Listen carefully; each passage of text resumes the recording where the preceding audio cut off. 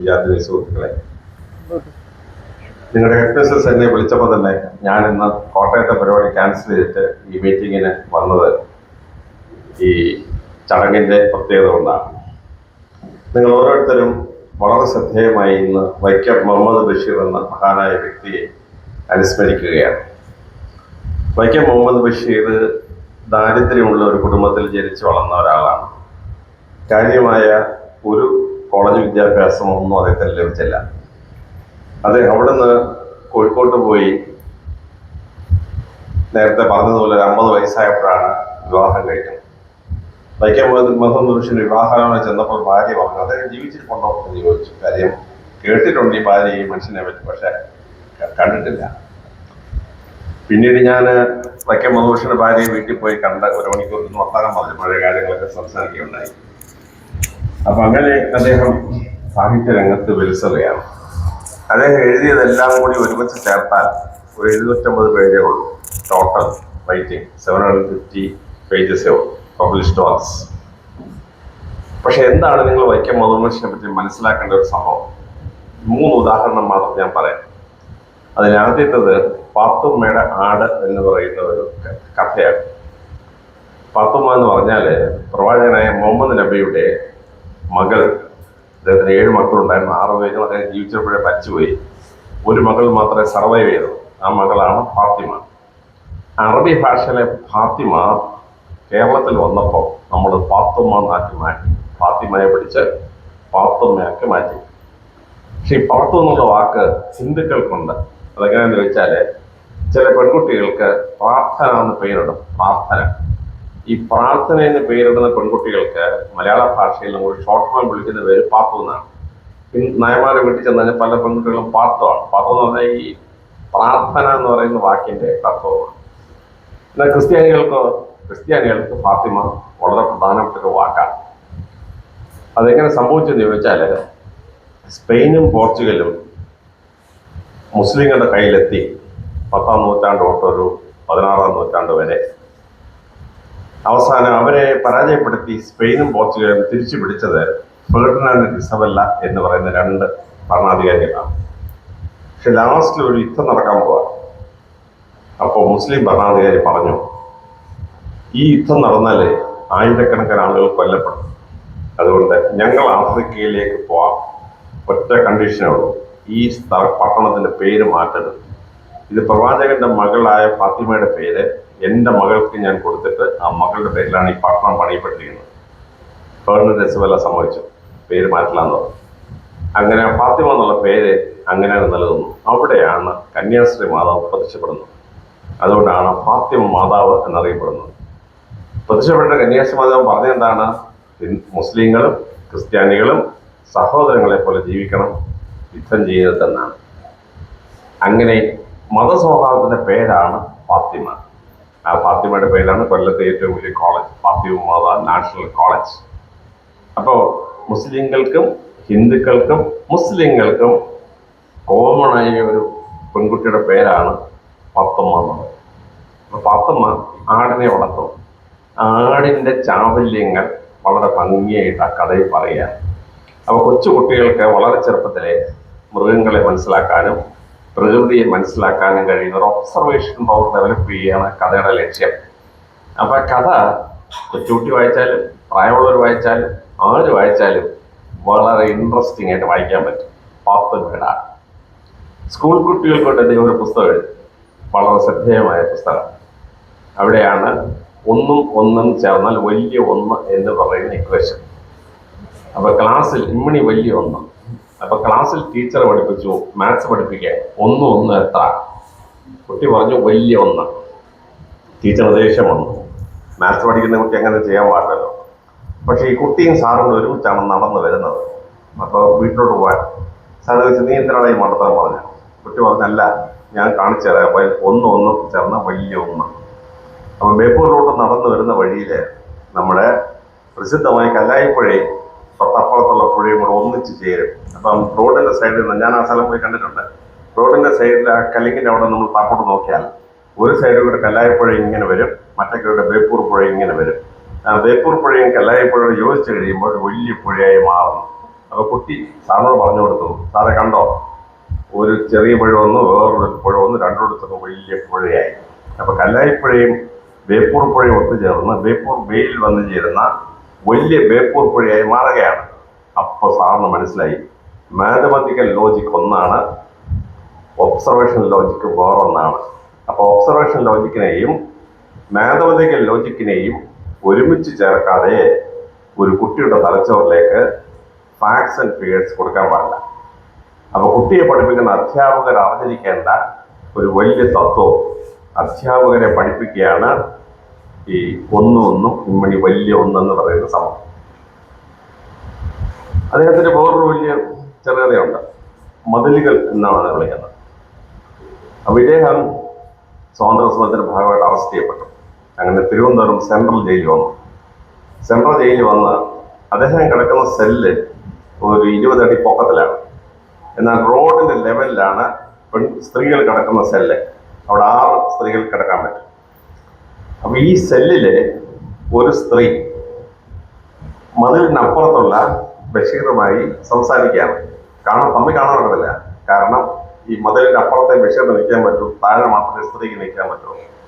അങ്ങനെ അവര് തമ്മിൽ ഉള്ള സംഭാഷണവും, തമ്മിൽ കാണാതെ രണ്ട് വ്യക്തികൾ തമ്മിൽ എങ്ങനെ സൗഹാർദ്ദം ഉണ്ടാവും, സൈക്കോളജിയാണ് സംഭവം, സൈക്കോളജിയാണ് മതിലുകൾ. അപ്പോൾ ഞാൻ ജയിൽ ഡി ജി പി ആയ ഉടൻ തന്നെ അവിടുത്തെ സ്പെഷ്യലായിട്ടുള്ള 2 സെല്ലുണ്ട്. അതൊന്ന് AK ഗോപാലൻ കിടന്ന സെല്ലാണ്. AK ഗോപാലൻ കിടന്ന സെല്ലിനകത്ത് ഒരു തടവുകാരനും കിടക്കുകയില്ല. മാർക്സിസ്റ്റ് പാർട്ടിയുടെ എതിർപ്പുള്ള RSകാർ വന്നിട്ടുണ്ട്, കോൺഗ്രസ്സുകാർ വന്നിട്ടുണ്ട്, ആരെല്ലാം വന്നിട്ടുണ്ട്. പക്ഷെ അവരാരും AK ഗോപാലൻ കിടന്ന സെല്ലിൽ പോവുകയില്ല. അപ്പൊ AK ഗോപാലൻ കിടന്ന സെല്ലിന്റെ അവിടെ എഴുതി വെച്ചിട്ടുണ്ട് AKജിയുടെ മുറി. അവിടെ ആളുകൾ നടന്നു പോകുമ്പോൾ ഇങ്ങനെ കൈകൂപ്പും, അവിടെ കൈകൂപ്പിട്ട് മുറിയോട് മുമ്പിട്ട് പോകത്തുള്ളൂ. രണ്ടാമതൊരു മുറി വൈക്കം മുഹമ്മദ് ബഷീർ കിടന്ന മുറിയാണ്.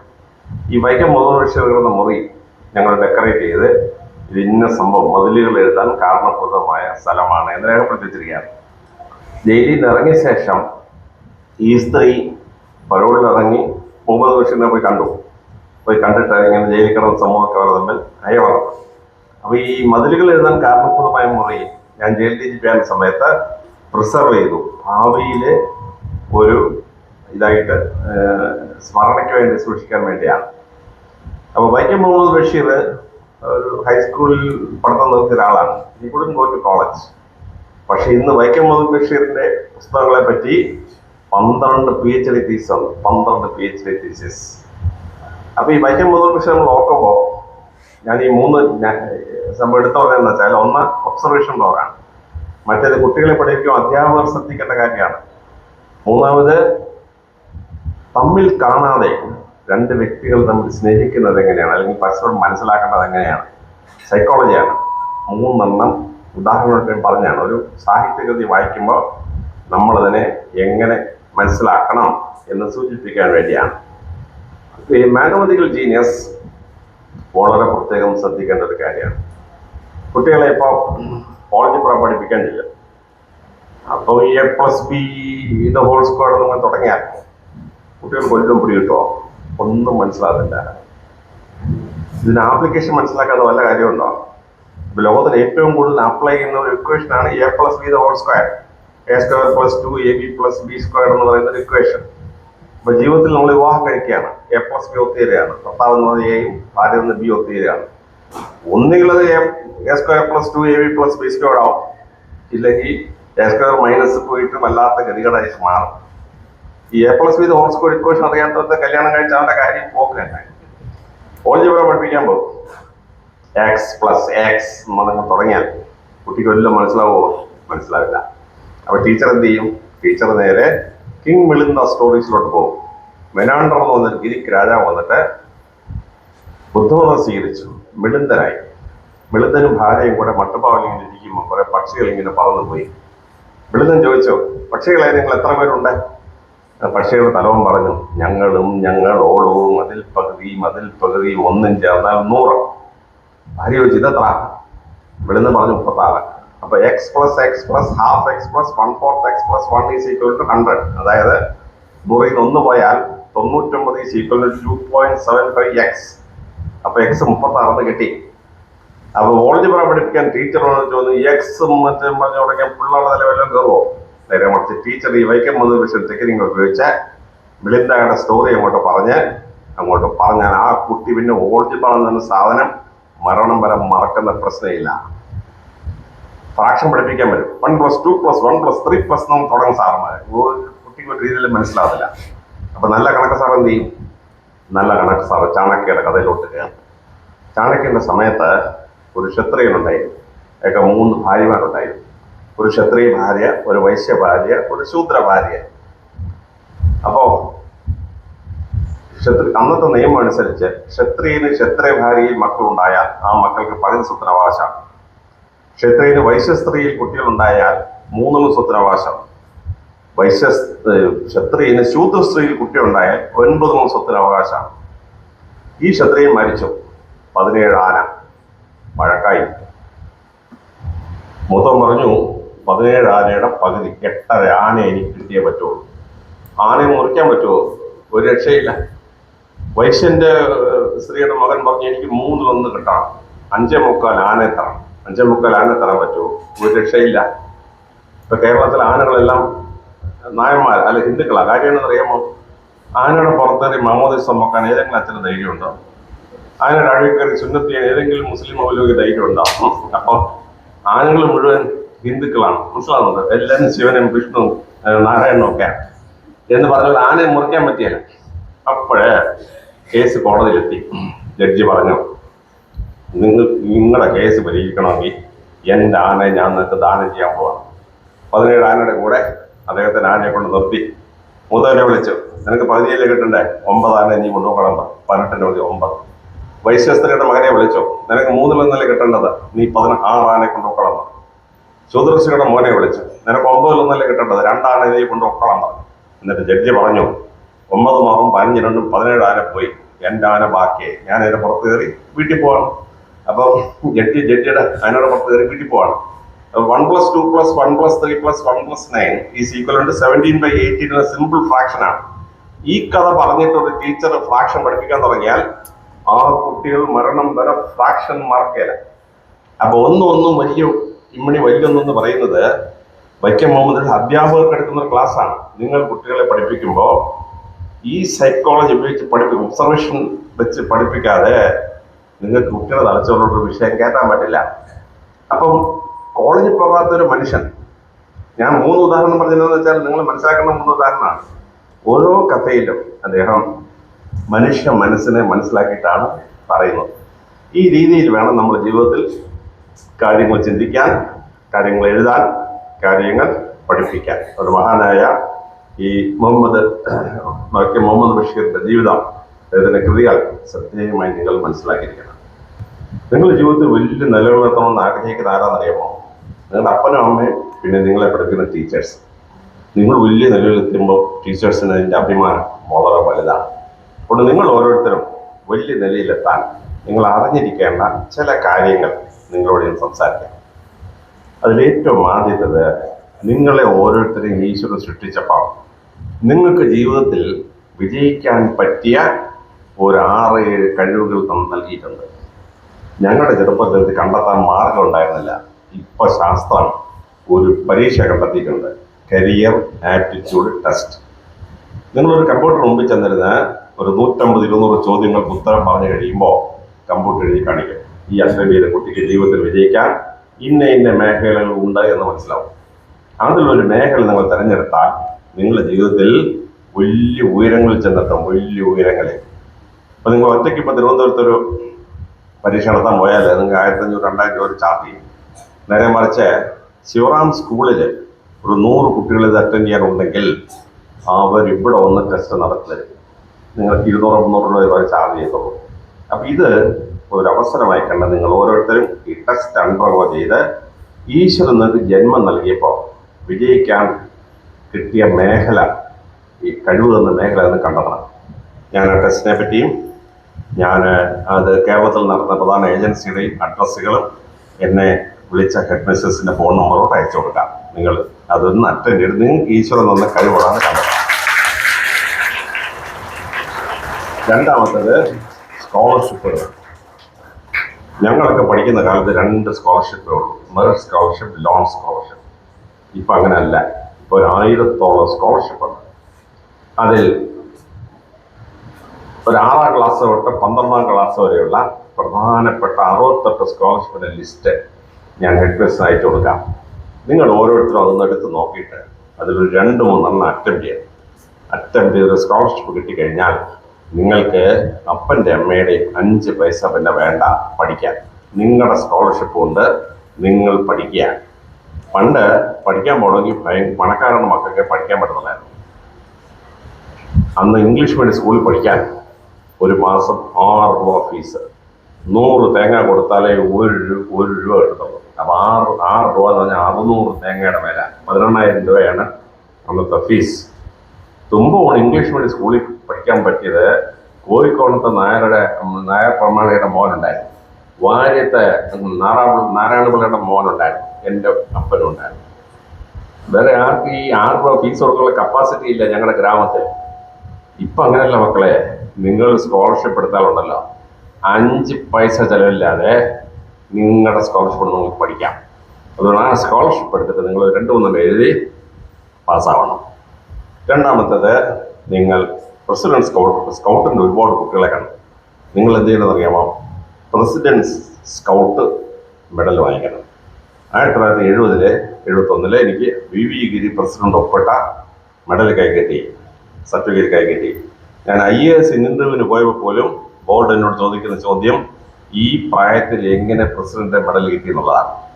നിങ്ങൾ ഈ സ്കൂളിൽ നിന്ന് പോകുന്നതിന് മുമ്പ് ഒരു പ്രസിഡന്റ് മെഡൽ സർട്ടിഫിക്കറ്റ് വാങ്ങിക്കണം. നിങ്ങൾ എവിടെ പോയാലും അതിന് വലിയ മഹിമയാണ്. NCC ചേർന്നിട്ട് B സർട്ടിഫിക്കറ്റ് വാങ്ങിക്കണം. നിങ്ങൾ മിലിറ്ററി ഓഫീസർമാരായിട്ട് ലഫ്റ്റനന്റ് കേണലൊക്കെ ആയിട്ട് പോകണമെങ്കിൽ അവിടെ 10% മാർക്ക് അഡീഷണൽ കിട്ടും. സ്കൂളിൽ പഠിക്കുമ്പോൾ NCCയുടെ B സർട്ടിഫിക്കറ്റ് കിട്ടിയാൽ. നിങ്ങൾ NSSൽ ചേരണം, നാഷണൽ സർവീസ് സൊസൈറ്റി. 24 മണിക്കൂർ സർവീസ് ചെയ്തിട്ട് സർട്ടിഫിക്കറ്റ് കിട്ടിയാൽ ലോകത്ത് എവിടെ പോയാലും അതിന് ഭയങ്കര വിലയാണ്. NSSന്റെ സർട്ടിഫിക്കറ്റ്. സ്റ്റുഡൻറ് പോലീസ് കേഡറ്റ് കയറണം, അതിൻ്റെ സർട്ടിഫിക്കറ്റ് കിട്ടിയാൽ വളരെ വലിയ ക്രെഡിറ്റാണ്. SLC പരീക്ഷയ്ക്ക് 5 മാർക്ക് ബോണസ് മാർക്ക് കിട്ടുകയും ചെയ്യും അതിൽ പങ്കെടുത്ത കുട്ടികൾക്ക്. അപ്പം ഇങ്ങനെ പഠിക്കുന്ന കാലത്ത് സ്കൗട്ട്, NSS, NCC, അതുപോലെ തന്നെ സ്റ്റുഡൻറ് പോലീസ് കാഡറ്റ്, ഇതിലേതെങ്കിലും ഒന്നിൽ കയറി അതിലൊരു സർട്ടിഫിക്കറ്റ് വാങ്ങിക്കണം. അതിന് വലിയ ക്രെഡിറ്റാണ്. അതോടൊപ്പം നിങ്ങളുടെ പ്രായത്തിൽ നിങ്ങൾ ഒളിമ്പ്യാഡ് മത്സരത്തിന് പോകണം. 4 ഒളിമ്പ്യാഡാണുള്ളത്. Maths olympiad, physics olympiad, English olympiad, science olympiad. Thiruvananthapuram റൗണ്ടിൽ പോകുമ്പോൾ 15,000 സമ്മാനം, ഡൽഹി റൗണ്ടിൽ പോകുമ്പോൾ 1,00,000 സമ്മാനം, ഇന്റർനാഷണൽ റൗണ്ടിൽ പോയാൽ 15 ലക്ഷം രൂപ സമ്മാനം. സമ്മാനത്തെക്കാൾ ഉപരി അതിന് ഭയങ്കര വിലയാണ്, ഭയങ്കര വില. ഞാൻ IAS ഇന്റർവ്യൂ ബോർഡിൽ ഇരിക്കുന്ന ഒരാളാണ്.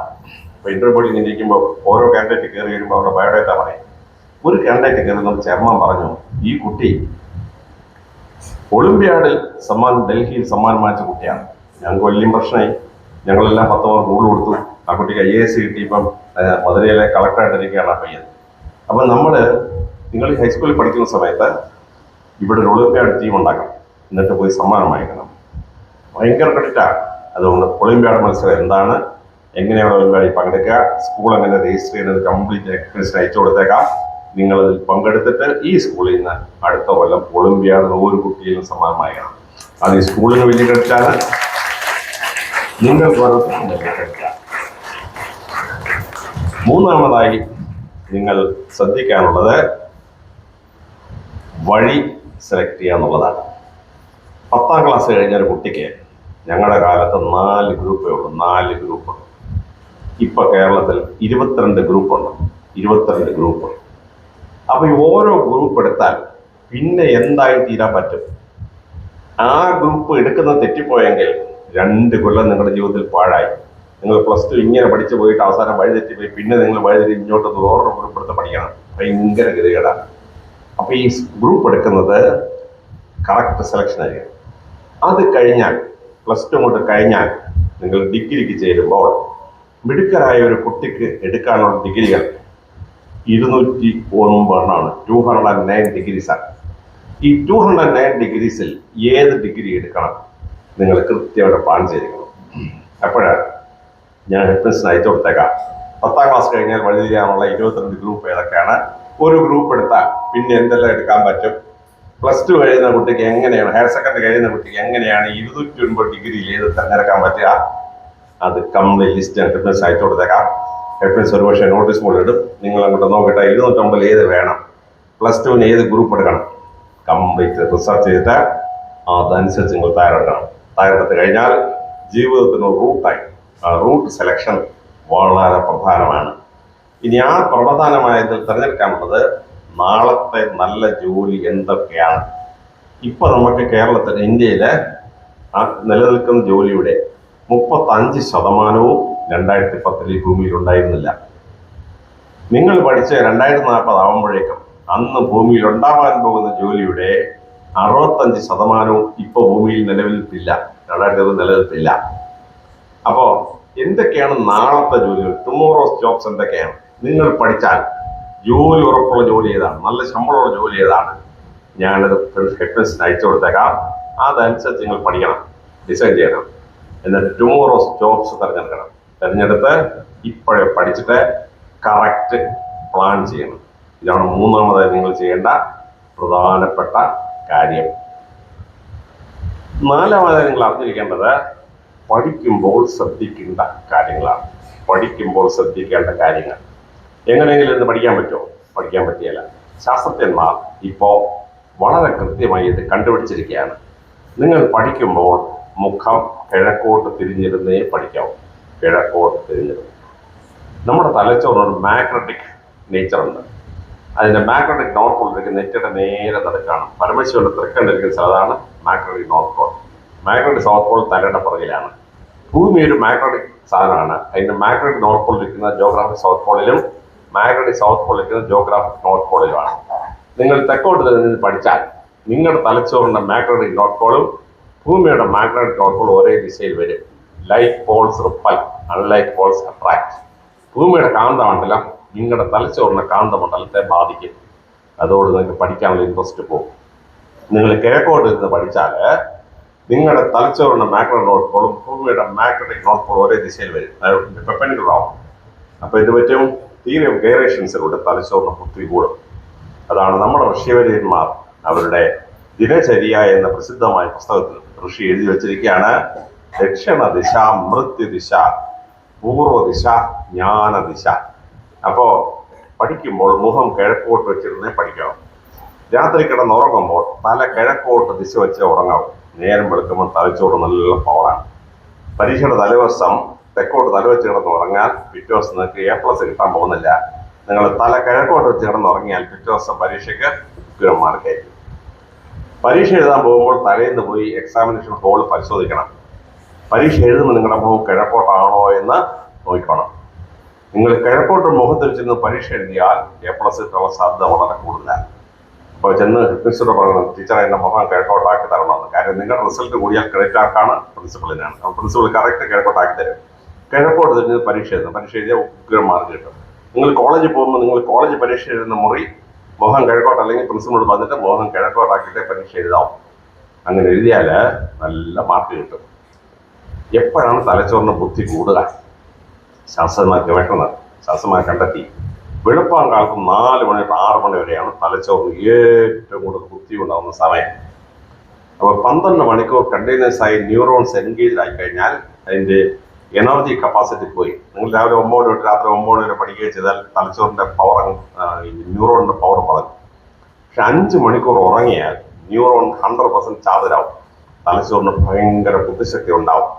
അതുകൊണ്ട് നിങ്ങൾ രാത്രി 11 മണി കിടന്ന് ഉറങ്ങിയിട്ട് 4 മണിക്ക് ഉണർന്ന് പഠിക്കണം. തലച്ചോറ് പീക്ക് ബുദ്ധിശക്തി സമാണ്. നമ്മുടെ ഋഷിവര്യന്മാർ അവരുടെ പ്രസിദ്ധമായ പുസ്തകത്തിൽ എഴുതി വെച്ചു, ബ്രഹ്മ മുഹൂർത്തെ ഉത്തിഷ്ഠേ. ബ്രഹ്മമുഹൂർത്തിൽ ഉണരണം. വെളുപ്പിന് 4 മണിക്ക് ഉണരണം. ബ്രഹ്മമുഹൂർത്തി ഉത്തിഷ്ഠ ചെയ്താൽ തലച്ചോറ് നല്ല ബുദ്ധിശക്തി ഉണ്ടാവും, അപാര ബുദ്ധിശക്തി. അതുകൊണ്ട് രാത്രി 11 മണിക്ക് കിടന്നിട്ട് വെളുപ്പിന് 4 മണിക്ക് ഉണരണം. നമ്മുടെ ഋഷിവര്യന്മാർ പറഞ്ഞ കാര്യം ഇപ്പൊ സായിപ്പന്മാർ കണ്ടുപിടിച്ചു. അവരുടെ പ്രസിദ്ധമായ കവിത early to bed and early to rise makes a man healthy wealthy and wise. അതുകൊണ്ട് 4 മണിക്ക് എഴുന്നേറ്റ് പഠിക്കണം. നിങ്ങൾ പഠിക്കുമ്പോൾ ഏത് ആഹാരം കഴിച്ചാലും ഒരുപോലെയാണോ? അല്ല. ചില ആഹാരം കഴിച്ചാൽ ബുദ്ധി കൂടും, ചില ആഹാരം കഴിച്ചാൽ ഉള്ള ബുദ്ധി കൂടെ പോകും. ബുദ്ധി പോയിട്ട് നിങ്ങൾ ബുദ്ധുവായിട്ട് മാറിപ്പോകും. അപ്പൊ ശാസ്ത്രജ്ഞർ കണ്ടെത്തിയിരിക്കുന്നു, പഠിക്കുന്ന കുട്ടികൾ ഒരു കാരണവശാലും ഇഞ്ചി കറിയോ ഇഞ്ചി തോരനോ ഒന്നും കഴിച്ചേക്കരുത്. കാരണം ഇഞ്ചി കഴിച്ചു കഴിഞ്ഞാൽ നമ്മുടെ ബ്രെയിൻ ഇറിറ്റേഷൻ ഉണ്ടാവുകയും നമ്മൾ ഭയങ്കര ദേഷ്യപ്പെടുകയൊക്കെ ചെയ്യും. നിങ്ങൾ മലയാളത്തിൽ ഇഞ്ചി എന്ന കുരങ്ങ് കേട്ടോണ്ടാവും. കുരങ്ങ് ഇഞ്ചി തിഞ്ച് പോയെങ്കിൽ കുരങ്ങ് ചുറ്റോളം വാടിയെടുത്ത് ആടിച്ചെല്ലാം തകർത്തല. കുരങ്ങിന് കുഴപ്പമില്ല, കുരങ്ങിന് ഇഞ്ചിയുടെ കുഴപ്പമാണ്. വലിയ ദേഷ്യക്കാരെ ആളുകൾ മലയാളത്തിൽ പറയാം, അവൻ വലിയ ഇഞ്ചിയാ. ഭയങ്കര ദേഷ്യക്കാരെ മലയാളത്തിൽ പറയാം, അവൻ വലിയ ഇഞ്ചിയാണ്. അപ്പൊ നിങ്ങൾ ഇഞ്ചിയോ ഇഞ്ചിക്കറിയോ ഇഞ്ചിത്തോടനോ കഴിച്ചിട്ട് പഠിക്കാനിരുന്ന ദേഷ്യം വരും. എന്ത് പനട ഐൻസ്റ്റൈൻ ഇവിടെ ഇടയ്ക്ക് ഐൻസ്റ്റൈൻ ദേഷ്യം വരിക. ഐൻസ്റ്റൈൻ്റെ കുഴപ്പമല്ല, നിങ്ങൾ ഇഞ്ചിയുടെ കുഴപ്പമാണ്. പണ്ട് നായർ പട്ടാളം യുദ്ധത്തിന് പോകുമ്പോൾ ഇഞ്ചിക്കറി കൂട്ടി ചോറ് കൊടുത്ത് വിടും. ശത്രുവിന്റെ സൈന്യത്തെ കണ്ടാൽ നായർക്ക് ഭയങ്കര ഇഞ്ചിയുടെ കുഴപ്പമാണ്. ഓട്ടിച്ച് കയറി ശത്രുസൈന്യത്തെ വാളുകൊണ്ട് വെട്ടിയാണ് ശരിയാക്കുക. അതിനാണ് ഈ നായന്മാർക്ക് ഇഞ്ചിക്കറി കമ്പൽസറി ആയിട്ട് കൊടുത്ത് യുദ്ധത്തിന് വിട്ടുകൊണ്ടിരുന്നത്. പക്ഷെ പഠിക്കുന്ന കുട്ടികൾക്ക് ഇത് പാടില്ല. ഇഞ്ചിക്കറി, ഇഞ്ചി തോരൻ, ഇഞ്ചി മുട്ടായി 3 മൺഡേ ടു ഫ്രൈഡേ സ്കൂളിൽ വരുന്ന ദിവസം കഴിക്കരുത്. പരീക്ഷയുടെ അന്നു പരീക്ഷയുടെ തലേദിവസവും യാതൊരു കാരണവശാലും ഇഞ്ചിക്കറി, ഇഞ്ചി തോരൻ, ഇഞ്ചി മുട്ടായി തൊട്ടേക്കരുത്. രണ്ടാമത്തത് മുളക് അരച്ചുള്ള കറിയാണ്. ഈ പാണ്ടിമുളക്, പിരിമുളക്, കുരുമുളക്, കാന്താരി മുളക്. നാക്കിന് എരി വന്നാൽ അതിൻ്റെ അർത്ഥം അതിനകത്ത് ഫീനോപ്രോപ്പീൻ ഉണ്ടെന്നാണ്. ഫീനോപ്രോപ്പീൻ ആന്റി ഇന്റലക്ച്വൽ ഹോർമോണാണ്. തലച്ചോറിന്റെ ബുദ്ധിശക്തി താക്കുന്ന സാധനമാണ്. അതുകൊണ്ട് പഠിക്കാനിരിക്കുമ്പോൾ മുളക് അരച്ച മീൻകറി ഇതിനോട്ട് പഠിക്കാനിരിക്കരുത്. അമ്മ ഉണ്ടാക്കിയ മീൻകറിയിൽ മീനെ ഇങ്ങോട്ടെടുത്ത് വെള്ളത്തിൽ നമുക്ക് കലക്കി മുളക് കളഞ്ഞിട്ട് മീൻ തിന്നാവും. പരീക്ഷ എഴുതാൻ പോകുമ്പോൾ മുളക് അരച്ച മീൻകറി തിന്നിട്ട് പരീക്ഷയ്ക്ക് പോയാൽ A+ കിട്ടുന്ന പ്രശ്നമേ ഇല്ല. അതുകൊണ്ട് ഈ മുളക് എന്നൊരു സാധനം പഠിക്കുന്ന ദിവസങ്ങളിൽ ഉണ്ടാവാൻ പാടില്ല. ഇനി ഇഞ്ചി ഒരിക്കലും തിന്നുന്നതാണോ ഞാൻ പറഞ്ഞതിൻ്റെ അർത്ഥം അല്ല. ഇഞ്ചി തിന്നു കഴിഞ്ഞാൽ വരെ ജീവനും കൊണ്ട് രക്ഷപ്പെടും വയറിനകത്ത്. നമ്മൾ സെക്കൻഡ് സൺഡേ മുളക് ഇഞ്ചിക്കറിയും കൂട്ടിക്കൊണ്ട് കഴിച്ചോ ശരിക്കും വയറിളകി ആ വരെയൊക്കെ പുറത്തും. അതിന് വളരെ നല്ലതാണ്. ഇനി പഠിക്കുമ്പോൾ തലച്ചോറിന് നല്ല ബുദ്ധിശക്തി ഉണ്ടാകും. എന്താ ചെയ്യുക? ശാസ്ത്രജ്ഞർ കണ്ടെത്തി, അര സ്പൂൺ തേൻ കഴിച്ചിട്ട് പഠിക്കാനിരുന്നാൽ തലച്ചോറിന് അപാര ബുദ്ധിശക്തിയാണ്. വൻതേനേക്കാൾ ശക്തി ചെറുതേൻ. കാര്യം വൻതേന് പഞ്ചസാര കലക്കി വെച്ച് അത് നക്കി കുടിച്ചൊന്ന് പൂക്കളെ. ചെറുതേനുണ്ടാക്കുന്ന തേനീച്ച പൂക്കളിൽ നിന്ന് മാത്രം തേനെടുക്കുള്ളൂ.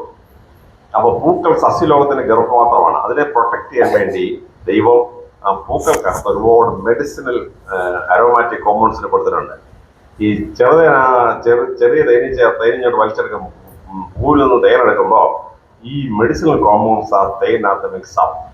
അതുകൊണ്ട് പഠിക്കാനിരിക്കുമ്പോൾ അര സ്പൂൺ തേൻ കഴിച്ചിട്ട് പഠിക്കാനിരുന്നാൽ എന്ത് പഠിച്ചാലും മനസ്സിലാവും. പരീക്ഷ എഴുതാൻ പോകുമ്പോൾ പരീക്ഷാവളി കയറി തൊട്ട് മുമ്പ് 1 സ്പൂൺ തേൻ കഴിച്ചിട്ട് പരീക്ഷ കയറിയാൽ ആ പരീക്ഷയ്ക്ക് നല്ല മാർക്ക് കിട്ടും.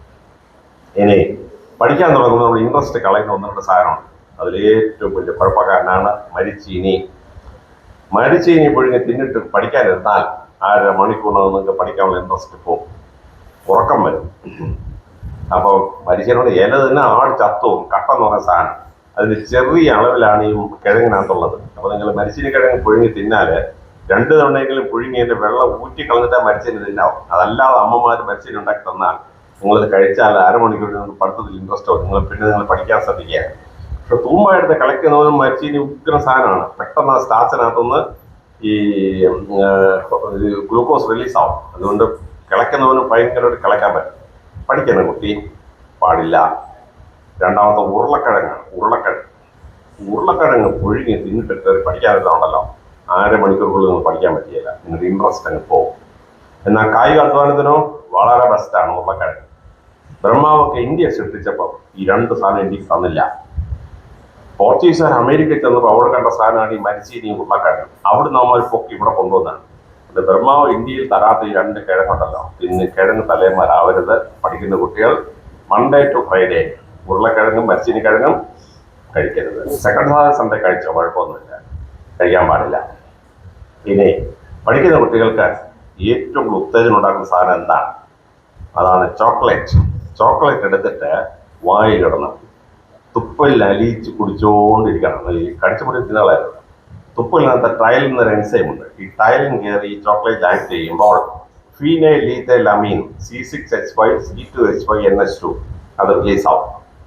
ഈ സാധനം ഉണ്ടല്ലോ നമ്മുടെ തലച്ചോറ് ചെന്നിട്ട് ഡോപ്പാമിൻ ലവ് ഹോർമോണിനെ വർദ്ധിക്കും, ലവ് ഹോർമോൺ.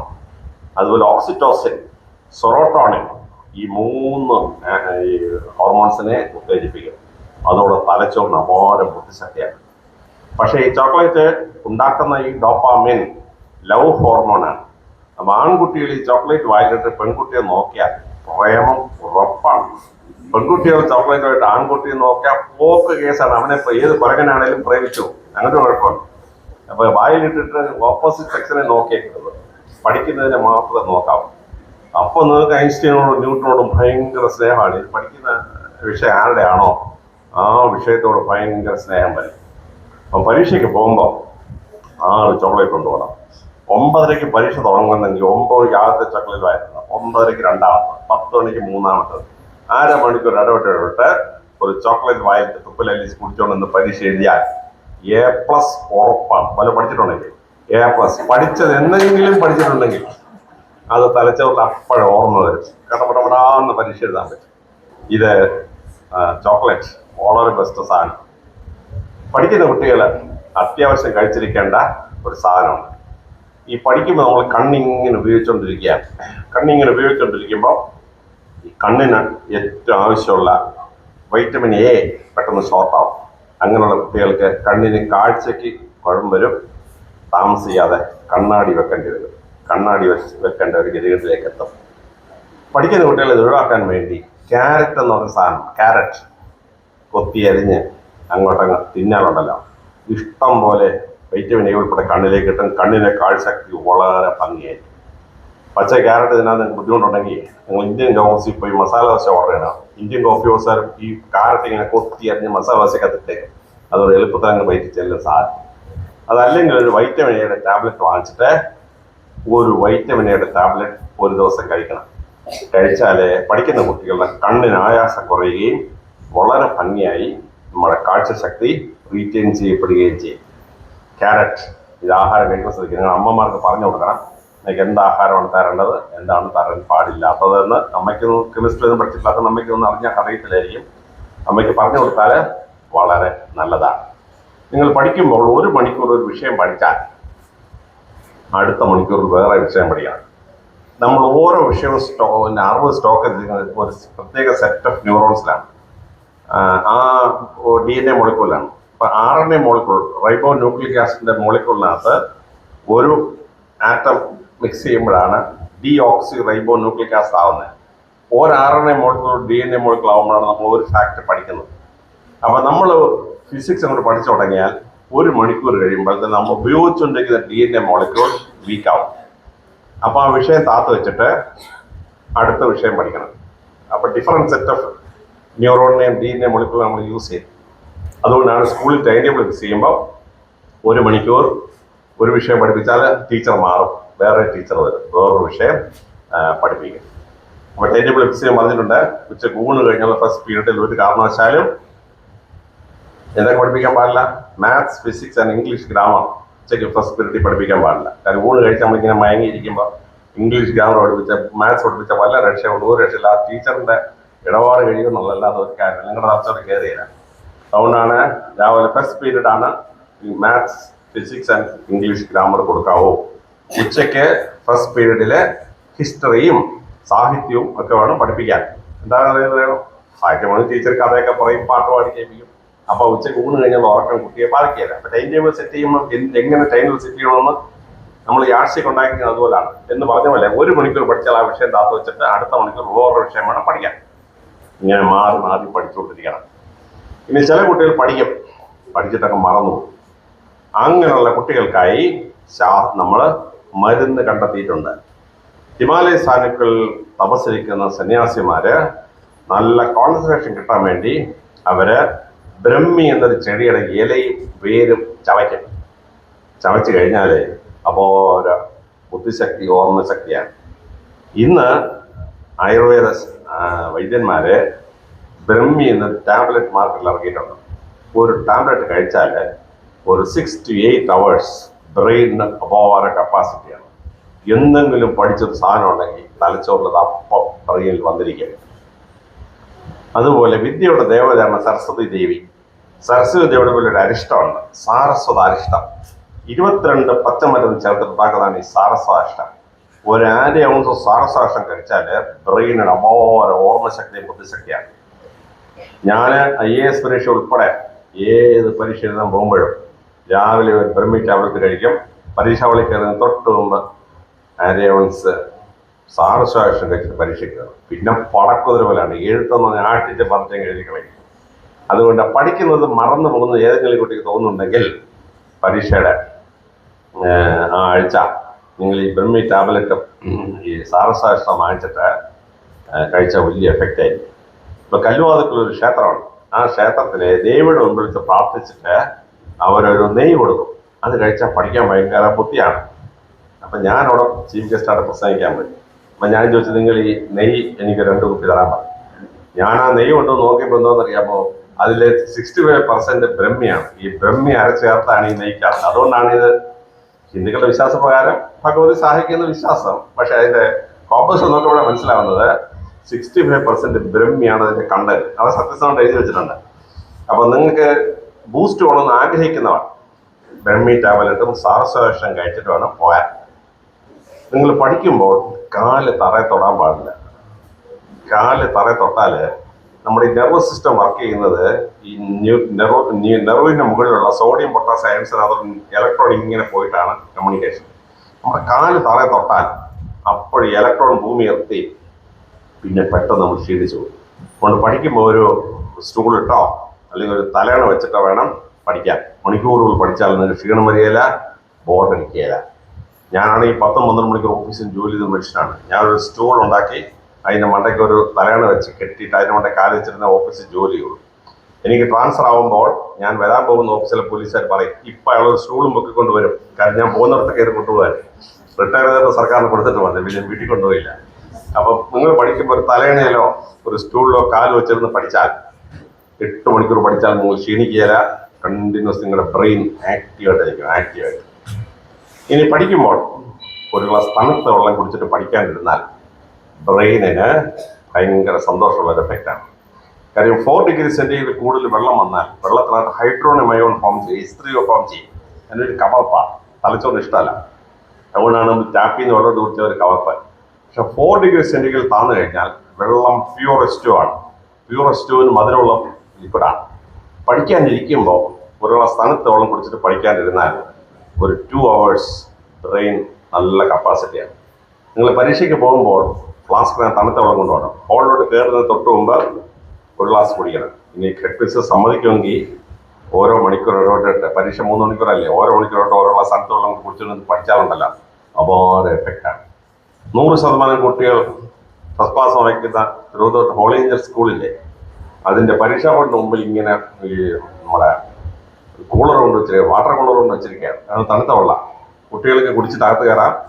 ഇടയ്ക്ക് കുട്ടിക്ക് വെള്ളം കുടിക്കണമെങ്കിൽ കുട്ടികൾക്ക് വന്നിട്ട് ഈ തണുത്ത വെള്ളം കുടിച്ചിട്ട് പോകാം. സിസ്റ്റേഴ്സ് ഇത് മനസ്സിലാക്കിയിട്ടാണ് ഈ വാട്ടർ കൂളർ പരീക്ഷാ ഹോളിൻ്റെ എല്ലാം ഫ്രണ്ടിൽ കൊണ്ട് വെച്ചിരിക്കുന്നത്. അപ്പോൾ തണുത്ത വെള്ളം കുടിച്ചാലും പരീക്ഷയ്ക്ക് എഴുതാൻ വളരെ നല്ല എഫക്റ്റാണ്. അപ്പം ഇങ്ങനെ പഠിക്കുമ്പോൾ നിങ്ങൾ ശ്രദ്ധിക്കേണ്ട ചില കാര്യങ്ങളുണ്ട്. ഇതിൽ പലതും നിങ്ങളുടെ അപ്പനും അമ്മയ്ക്ക് അറിഞ്ഞുകൂടാ. പക്ഷെ നിങ്ങളത് എന്ന് അപ്പനോട് അമ്മയ്ക്ക് പറഞ്ഞു കൊടുക്കണം. പറഞ്ഞു കൊടുത്താൽ അത് ചെയ്യാൻ പറ്റിയ വളരെ നല്ലതാണ്. അപ്പോൾ ഈ മൂന്നാമത് ഞാൻ പറയുന്ന കാര്യം, നിങ്ങൾ പഠിക്കുമ്പോൾ ശ്രദ്ധിക്കേണ്ട ചില കാര്യങ്ങളാണ്. അങ്ങനെ ശ്രദ്ധിച്ചാൽ 10 to 25% നിങ്ങൾക്ക് അഡ്വാൻറ്റേജ് ഉണ്ടാവും. നാലാമത്തേത് ഓർമ്മശക്തി കൂട്ടാനുള്ള പരിപാടികളാണ്. മനുഷ്യൻ്റെ ഓർമ്മശക്തി ഒരു 25% 30% ഇമ്പ്രൂവ് ചെയ്യാൻ പറ്റും. ലോങ് റേഞ്ചിൽ 300% വരെ നമ്മുടെ തലച്ചോറിന് ഓർമ്മശക്തി കൂട്ടാൻ പറ്റും. ഒരു മനുഷ്യന്റെ തലച്ചോറില് 10 കോടി ഫാക്ട്സ് ആൻഡ് ഫിഗേഴ്സ് ഓർത്തിരിക്കാൻ മനുഷ്യന്റെ തലച്ചോറിന് കപ്പാസിറ്റി ഉണ്ട്, 10 crore. പക്ഷെ ആൽബർട്ട് ഐൻസ്റ്റൈൻ പോലും 3% ഉപയോഗിച്ചിട്ടുള്ളതാണ് പറയുന്നത്. പിന്നെ ടീച്ചേഴ്സ് ഒരു 1% വരെ ഉപയോഗിക്കും, 1% വരെ ഉപയോഗിക്കും ടീച്ചേഴ്സ്. സാധാരണ മനുഷ്യൻ ബ്രെയിനിന്റെ ലെസ് ദാൻ 0.5% കപ്പാസിറ്റി ഉപയോഗിക്കാറുള്ളൂ. അതുകൊണ്ട് പഠിക്കുന്ന കുട്ടികൾ ഈ കപ്പാസിറ്റി കൂട്ടാൻ വേണ്ടി 10-12 ടെക്നിക്കുണ്ട്. നെപ്പോളിയൻ ബോണപ്പാർട്ട് ഉപയോഗിച്ച കമ്പാർട്ട്മെന്റലൈസേഷൻ, അർണോൾഡ് ജെ ടോയിൻബി ഉപയോഗിച്ച ക്രോണോളജിക്കൽ ടെക്നിക്, ഐസക് ന്യൂട്ടൻ ഉപയോഗിച്ച പ്രസിദ്ധമായ ടെക്നിക്കാണ്. അപ്പോൾ അതൊരു 12 ടെക്നിക്കുണ്ട്. ഞാൻ ആ ടെക്നിക്ക് ഹെഡ്മിസ്ട്രസിന് അയച്ചു കൊടുത്തേക്കാം. ഹെഡ്മിസ് ഒരുപക്ഷെ നോട്ടീസ് ബോർഡിട്ട് നിങ്ങൾക്കത് നോക്കി ആ ടെക്നിക്ക് പ്രാക്ടീസ് ചെയ്യാൻ പറ്റുമോ നോക്കുക. ഈ കൂടുതൽ പഠിക്കണമെങ്കിൽ ഞാൻ എഴുതിയൊരു പുസ്തകമുണ്ട്, മറക്കാതിരിക്കാൻ ബുദ്ധിയുള്ളവരാകാൻ. 1,00,000 കോപ്പി പുസ്തകമാണ്, DC ബുക്ക് പബ്ലിഷ് ചെയ്താണ്. അതൊരെണ്ണം വാങ്ങിച്ച് നിങ്ങൾ വായിച്ചു നോക്കിയാൽ മതി. ഓർമ്മശക്തി കൂട്ടാനുള്ള പരിപാടികളുണ്ട്, അതെടുത്ത് പ്രയോഗിച്ച് ഓർമ്മശക്തി കൂട്ടണം, ബുദ്ധിശക്തി കൂട്ടണം. അഞ്ചാമതായി നിങ്ങൾ ശ്രദ്ധിക്കാനുള്ളത് പരീക്ഷ എഴുതുമ്പോൾ മാർക്ക് വാങ്ങിക്കാനുള്ള പരിപാടികളാണ്. പരീക്ഷയ്ക്ക് മാർക്ക് വാങ്ങിക്കാൻ ഒരുപാട് നുണുക്ക് വേലകൾ. ഞാൻ 175 പരീക്ഷ പാസ്സായിട്ടുണ്ട്, 22 പ്രാക്ടിക്കൽ പാസ്സായിരുന്നു, 9 ഇന്റർവ്യൂ പാസ്സായി. എനിക്ക് ഈ പരീക്ഷ എഴുതുന്ന വലിയ രസമാണ്. ഫുട്ബോളും ക്രിക്കറ്റ് കളിക്കുന്ന പോലെ ചുമ്മാ ഒരു പരീക്ഷ എഴുതി റിസൾട്ട് ഒന്നും നോക്കാൻ പോലും കുറച്ച് റിസൾട്ടൊക്കെ വരും. ഒരുപാട് പരീക്ഷയ്ക്ക് ഞാൻ റാങ്ക് വാങ്ങിച്ചു. അപ്പൊ ഈ പരീക്ഷ എഴുതുമ്പോൾ അറിവ് നല്ല മാർക്ക് എപ്പോഴും കിട്ടുക. അതിനകത്ത് ചില ടെക്നിക്ക് പ്രയോഗിക്കണം, അത്യാവശ്യമായ ടെക്നിക്കാണ്. ഉദാഹരണത്തിന് ഹാർവാർഡ് യൂണിവേഴ്സിറ്റി ഒരു പരീക്ഷ നടത്തി. ഒരേ ഉത്തരം, same words, same comma, same semicolon, same full stop, same handwriting വ്യത്യാസമല്ല. പക്ഷേ ഓർഡർ ഓഫ് ലൈൻസ് ആൻഡ് വേർഡ്സിന്റെ പേജ് മാറ്റിക്കൊണ്ടേയിരുന്നു. ഒരു പേജിൽ 13 വരി തൊട്ട് 46 വരി വരെ മാറ്റി എഴുതിച്ചു. ഒരു വരിയിൽ 3 വാക്കോ 9 വാക്കോ വരെ മാറ്റി എഴുതിച്ചു. ഒരേ കൈയക്ഷരം, ഒരേ ആൾ തന്നെ എഴുതുന്നത്, സെയിം വേർഡ്സ് ആണ്, same comma, same full stop. എന്നിട്ട് 6 ഭൂഖണ്ഡത്തിൽ കൊണ്ടിച്ച് വാല്യൂ ചെയ്തു. ശാസ്ത്രജ്ഞന്മാർ കണ്ടെത്തി ഒരു പേജിൽ 25 വരി, ഒരു വരിയിൽ 5 വാക്കുമായി പരീക്ഷ ചെയ്ത കുട്ടിക്ക് 5% മാർക്ക് കൂടുതൽ കിട്ടി. 300 മാർക്കിന്റെ പരീക്ഷയിൽ 15 മാർക്ക് കൂടുതൽ കിട്ടി, 15 മാർക്ക്. അപ്പൊ നിങ്ങൾ പരീക്ഷയ്ക്ക് പോകുമ്പോൾ വെള്ളക്കടലാസെല്ലാം എഴുതാൻ പറയുന്നു. അവിടെ നിങ്ങൾ വീട്ടിൽ വെച്ച് വെള്ളക്കടലാസ് എടുത്ത് ഒരു സ്കെയിലും പെൻസിലും വെച്ച് 25 വര വരയ്ക്കണം. എന്നിട്ട് ഒരു വര 5ആയിട്ട് ഡിവൈഡ് ചെയ്യണം. എന്നിട്ട് എഴുതി പഠിക്കണം. ഒരു 2 മാസം പ്രാക്ടീസ് ചെയ്താൽ നിങ്ങൾ ഏത് കടലാസ് എഴുതിയാലും ഓട്ടോമാറ്റിക്കലി 25 വരി വരും. അപ്പോൾ ഒരു പേജിൽ 25 വരി, ഒരു വരിയിൽ 5 വാക്കുകളുമായി പരീക്ഷ എഴുതിയാൽ അതേ ഉത്തരത്തിന് 5% അഡ്വാൻറ്റേജ് ആണ്, 15 മാർക്ക് കൂടുതൽ, 15 മാർക്ക്. രണ്ടാമതായി 2 തരത്തിൽ ശാസ്ത്രജ്ഞ ഗവേഷണം നടത്തി. ഒരു സെറ്റ് കുട്ടികളെ കൊണ്ട് ഓർഡറിൽ പരീക്ഷ എഴുതിച്ചു. എന്നെ പോലുള്ള പരീക്ഷ കയറി ഒരിക്കലും ഓർഡർ തെറ്റിക്കാല. 1 2 3 4 5 6 7 8 9 10 ഇങ്ങനെ എഴുതുള്ളൂ. വേറെ ചില കുട്ടികള് ഫസ്റ്റ് പേപ്പർ വായിച്ചു 7-ാം ചോദ്യം പഠിച്ചു വെച്ചാൽ ആദ്യം 7 എഴുതി, പിന്നെ 10 എഴുതി, പിന്നെ 1 എഴുതി, കിളിത്തട്ട് കളിച്ചത്. ശാസ്ത്രജ്ഞർ കണ്ടെത്തി ഓർഡറിൽ പരീക്ഷ എഴുതുന്ന കുട്ടിക്ക് ഓർഡർ തെറ്റിച്ച് പരീക്ഷ ചെയ്ത കുട്ടിയെക്കാളും 4% അഡ്വാൻറ്റേജ് കിട്ടി. നിങ്ങൾ 7ാമത്തെ ചോദ്യം ആദ്യം എഴുതിയാൽ നിങ്ങൾ അറിയാതെ സാറിനോട് പറയുകയാണ്, എനിക്ക് ഇതിൽ ഏറ്റവും അറിയാവുന്ന ഉത്തരം 7ാമത്തെ ചോദ്യമാണ്. അവിടെ നിങ്ങൾ 7ാമത്തെ എഴുതിയേ, അതിന് 55% മാർക്ക് സാർ ഇട്ടാൽ അടുത്തത് നിങ്ങൾ 60% എഴുതിയാലും സാറിനെ നിങ്ങൾ പ്രൊജക്ട് ചെയ്തത് അത് 53 പിന്നെ 50 പിന്നെ 47 കുറഞ്ഞുകൊണ്ടേ. അതുകൊണ്ട് never reverse the order of questions, answer in chronological order. മൂന്നാമതായി ശാസ്ത്രജ്ഞർ ഗവേഷണം നടത്തി. ഒരു ആൻസർ ഷീറ്റിൽ ഏറ്റവും പ്രധാനപ്പെട്ട പേജ് ഏതാണ്? ശാസ്ത്രജ്ഞർ കണ്ടെത്തി first page is the most important page in answer sheet. സാറന്മാർ ഉത്തരക്കടലാസ് ഇങ്ങനെ എടുത്ത് നോക്കും, കൊള്ളാം തോന്നലുണ്ടായാൽ അത് വളരെ നല്ലതാണ്. ആ 1ാം പേജിൽ ഒരു കാരണവശാലും വെട്ടും കുത്തും തിരുത്തും ഉണ്ടാവാൻ പാടില്ല. ചില കുട്ടികൾ പരീക്ഷ നോക്കും, ഒരു വെട്ട കുറേ. വേറെ ചില പിള്ളേർ വെട്ടുകയല്ല, ബാർബഡ് വയർ ഫെൻസ്, ഇങ്ങനെ ബാർബഡ് വയർ ഫെൻസ് വരച്ചു. വേറെ ചില പിള്ളേർ അയ്യോ സാർ ഇത് കാണാൻ പാടില്ല, കുത്തി വരച്ചിട്ട് കീഴ്ത്തിട്ട് നോക്കും. അവിടെ പോയി കാണുമ്പോഴേ അശ്രീകരൻ നമ്പർ 1. അതുകൊണ്ട് 3 മണിക്കൂർ പരീക്ഷയിൽ 5 മിനിറ്റ് 1ാം പേജിന് വിട്ടു കൊടുത്തേക്കണം. 1ാം പേജ് നിങ്ങൾ 100 ടിപ്പിടിച്ച് ഓരോറ്റ തെറ്റില്ലാതെ വൃത്തിയായിട്ട് എഴുതിയിരിക്കണം, വൃത്തിയായിട്ട്. IAS പരീക്ഷ എഴുതാൻ പോകുമ്പോൾ 5 marks will be awarded for good handwriting. Collector ഉത്തരവിട്ട ആളുകൾക്ക് മനസ്സിലാവണ്ടേ. അതുകൊണ്ട് IAS പരീക്ഷയ്ക്ക് 5 മാർക്ക് കിട്ടും. ഞാൻ IAS പരീക്ഷയ്ക്ക് പേപ്പർ നോക്കുന്ന ആളാണ്. ഞങ്ങൾ ഇങ്ങനെ ആദ്യത്തേക്ക് നോക്കും, കൊള്ളാം 5 മാർക്ക്. അപ്പൊ ഇത്തവണ UPSC പരീക്ഷ നോക്കി ആർക്കാണ് ഈ മാർക്ക് കിട്ടുന്നത്? 5 മാർക്ക് കിട്ടിയതിൽ 85% പേരും പെൺപിള്ളേരാണ്. 15% ആമ്പിള്ളേർക്ക് മാർക്ക് കിട്ടുമോ? കാര്യം എന്താണെന്നറിയാമോ? ഈ പെൺകുട്ടികളെ ദൈവം സൃഷ്ടിച്ചിരിക്കുന്നുണ്ടല്ലോ, മക്കളെ എടുക്കാനുള്ള കൈയാണ്. നല്ല വിരൽ നല്ല ലോലവും മുതലവും വണ്ണവുമാണ്. നിങ്ങൾ പെൺപാടെ വിരൽ തൊട്ടുണ്ടോ? പഞ്ഞു പോലിരിക്കും, അതാണ് അവരുടെ വിരല്. കുഞ്ഞുങ്ങളെ എടുക്കാനുള്ള കൈയാണ്. അപ്പൊ അതിനകത്ത് പേന എങ്ങനെ പിടിക്കുമ്പോൾ നല്ല ഉരുട്ടി പിടിച്ച് എഴുതാൻ പറ്റും. ആമ്പിളരുടെ വാള് പിടിക്കാനുള്ള കൈയല്ലേ, വലിയ പാപ്പോ വലിയ കൈയാണ്. ആ വിരൽ പേന അവിടെ കാക്കാൻ പോക്കൊക്കെ എഴുതോടാണ്, കാണുമ്പോഴേ ഒരു രസമില്ല. അതുകൊണ്ടാണ് ഈ കൈയക്ഷത്തിന്റെ മാർക്ക് 80% പെൺപിള്ളേർ അടിച്ചുകൊണ്ട് പോയത്. അപ്പോൾ ഫസ്റ്റ് പേജ് വെട്ടും കുത്തും തിരുത്തൊന്നും ഉണ്ടാകാൻ പാടില്ല, വൃത്തിയായിട്ട് എഴുതി വെക്കണം. നിങ്ങൾക്ക് 5% അഡ്വാൻറ്റേജ്, 5%. 4ാമതായി പരീക്ഷ എഴുതുമ്പോൾ നല്ല മാർക്ക് കിട്ടുന്ന പരിപാടിയാണ്. ഞാനൊക്കെ പരീക്ഷ ഉപയോഗിക്കുന്നത് സബ് ടൈറ്റിലിംഗ്. ഓരോ പാരാഗ്രാഫ് അങ്ങോട്ട് എടുക്കും, ഒരു തലക്കെട്ടിടും, ഒരു വര അങ്ങോട്ട് വരയ്ക്കും. പ്രധാനപ്പെട്ട എഴുത്തുകാരുടെ വല്ല പുസ്തകത്തിന്റെ പേര് പറഞ്ഞാൽ അതിനിടയിൽ വര വരയ്ക്കും. പ്രധാനപ്പെട്ട പോയിന്റ് കൊണ്ട് എഴുതിയാൽ അതിനിടയിൽ ഒരു വര അങ്ങ് വരയ്ക്കും. അതാണ് സബ് ടൈറ്റിലിംഗ് എന്ന് പറയുന്നത്. അപ്പൊ ഈ ക്വസ്റ്റ്യൻ സെറ്റ് ചെയ്യുമ്പോൾ സാറ് പറയും പ്രധാനപ്പെട്ട ഒരു പോയിന്റ് ഉണ്ട് എഴുതിയാൽ 40% മാർക്ക്, 3 അപ്രധാനമായ സെക്കൻഡറി ഇമ്പോർട്ടൻസ് ഉള്ള പോയിന്റ് അത് എഴുതിയാൽ 15% മാർക്ക് വെച്ച് കൊടുക്കണം. പിന്നെ അപ്രധാനമായ ഒരു 4 പോയിന്റ് ഉണ്ട് എഴുതിയാൽ 5% മാർക്ക് വെച്ച് കൊടുക്കണം. ഇങ്ങനെയാണ് ഇൻസ്ട്രക്ഷൻ. അപ്പൊ എന്താണ് ഈ സാറ് നോക്കുന്നത്? ഈ പോയിന്റ് ഉണ്ടോന്ന് നോക്കുന്നത്. എന്റെ പരീക്ഷ പേപ്പർ നോക്കാൻ സാറിന് 10 മിനിറ്റ് മതി. സാറിന് എടുക്കും അടി വരകളെല്ലാം നോക്കുമ്പോൾ എല്ലാ പോയിന്റും 10 ഔട്ട് ഓഫ് 10. അടുത്തടുത്തും അടി വരയെല്ലാം നോക്കുമ്പോൾ 10 ഔട്ട് ഓഫ് 10. അപ്പൊ നിങ്ങൾ ഈ സബ് ടൈറ്റിലിംഗ് ചെയ്ത് പഠിച്ചാൽ വളരെ ഉഗ്രം മാർക്ക് കിട്ടും. Sub titling. ഇനി 6ാമതായി, ഒരു പരീക്ഷ പേപ്പറിലെ ഏറ്റവും പ്രധാന വരികൾ ഏവ? പരീക്ഷ പേപ്പറിലെ ഏറ്റവും പ്രധാന വരികൾ എല്ലാ ഉത്തരത്തിന്റെയും ആദ്യത്തെ സെന്റൻസ്, എല്ലാ ഉത്തരത്തിന്റെയും അവസാനത്തെ സെന്റൻസ്. അതിനാണ് ഏറ്റവും കൂടുതൽ മാർക്ക് കിട്ടുന്നത്. ആ വരികൾ ഒരു കാരണവശാലും പരീക്ഷാവളിനകത്ത് വെച്ച് എഴുതാനുള്ളതല്ല. നേരത്തെ മാനുഫാക്ചർ കയ്യിൽ വെച്ചേക്കാം. ഞാൻ +1 പഠിക്കാൻ സെന്റ് സേവിയേഴ്സ് കോളേജ് തുമ്പ. എൻ്റെ വൈസ് പ്രിൻസിപ്പൽ അച്ഛൻ അമേരിക്കയിൽ പോയി സൈക്കോളജി PhD എടുത്തിട്ട് വന്നു. ഒരു ദിവസം അച്ഛൻ എന്നെ വിളിച്ചു, എൻ്റെ അലക്സിന് ഒരുപാട് കാര്യം അറിയാം അലക്സേ, പക്ഷെ പരീക്ഷ എഴുതാൻ അറിഞ്ഞൂടാ, ഞാൻ പഠിപ്പിക്കാം. അച്ഛൻ എന്തെന്നറിയാമോ? ഒരു 20 രൂപ നോട്ട്ബുക്ക് വാങ്ങിച്ചു തന്നു. അച്ഛൻ പറയും, ഞാൻ ദിവസം ഒരു വിഷയം തരും, അലക്സെ ഇടതുവശത്ത് എഴുതണം, ഞാനത് വലതുവശത്ത് മാറ്റി എഴുതാമെന്ന് പറഞ്ഞു. അങ്ങനെ 1972 ഓഗസ്റ്റ് 15 സ്വാതന്ത്ര്യദിനമാണ്. അച്ഛൻ എന്നോട് പറഞ്ഞു, അലക്സെ ഇന്ന് സ്വാതന്ത്ര്യത്തെ പറ്റി എഴുതാം. ഞാൻ എഴുതി തുടങ്ങി. India won its independence on August 15, 1947. അച്ഛൻ ആ സെൻസ് വലതുവശത്ത് മാറ്റി എഴുതി. 20 decades have passed since the star of independence dawned on the horizon of Indian history. അറിവിൽ ഒരു വ്യത്യാസമുണ്ടോ? ഞാനില്ല പച്ചവെള്ളം ചവച്ചൊരിക്കുന്നില്ല. 1947 ഓഗസ്റ്റ് 5 ഇന്ത്യ സ്വാതന്ത്ര്യമായി. അച്ഛനോ സ്വാതന്ത്ര്യത്തിന്റെ ഭാഗ്യ താരകം ഇന്ത്യയുടെ ചരിത്രത്തിൽ ചക്രവാളത്തിൽ കുതിച്ചു വന്ന് 2.5 പതിറ്റാണ്ടുകൾ കഴിഞ്ഞിരിക്കുന്നു. എനിക്ക് 50 മാർക്ക് കിട്ടും, അച്ഛന് 70 മാർക്ക് കിട്ടും. അറിവിൽ വല്ല വ്യത്യാസമുണ്ടോ? ഒരു വ്യത്യാസമില്ല. സാർ ഈ പ്രൊഫസർ അവരുടെ ഭയങ്കര കുട്ടി ഭയങ്കര ആണല്ലോ എന്ന് സാറിന് തോന്നലുണ്ടാവും. എഴുതി നിർത്തുമ്പം ഈ സാറന്മാരെ പേന എടുക്കും മാർക്കിടാനായിട്ട്. അപ്പൊ അവിടെ ഓഗസ്റ്റ് 6 ഹിരോഷിമയിൽ ആറ്റം ബോംബിന്റെ ദിവസം അച്ഛനൊന്ന് പറഞ്ഞു, ആറ്റം ബോംബിനെ എഴുതാൻ. ഞാൻ എഴുതി നിർത്തി. Religion with its morals are necessary to prevent science from repeating Hiroshimas. അച്ഛൻ ആ സെൻസ് മാറ്റി എഴുതി. Science with religion is blind, religion without science is lame, religion with ethics and morals are necessary to prevent science from repeating Hiroshimas. എനിക്ക് 50 mark കിട്ടും, അച്ഛൻ 70 mark കിട്ടും. അറിവിലൊരു വ്യത്യാസമുണ്ടോ? ഒരു വ്യത്യാസമില്ല. സാറ് 6 മാർക്ക് ഇടാൻ വേണ്ടി പേന കഴിഞ്ഞിട്ട് നോക്കുമ്പോൾ ലാസ്റ്റ് സെന്റൻസ് പോലൊരു സെന്റൻസ് 6 മാർക്ക് ഇട്ട സാറ് മേളിലും കൂടെ 0 ഒക്കെ 8 മാർക്കായി. 10 ഉത്തരത്തിന് ഈ 2 മാർക്ക് വെച്ച് കിട്ടിയാലേ 20 മാർക്കായി. ഫസ്റ്റ് ക്ലാസ് കിട്ടേണ്ട കുട്ടി A+ലും ഡിസ്റ്റിങ്ഷനിലും അതിന് മേളിൽ റാങ്കിൽ ചെന്ന് ചേരും.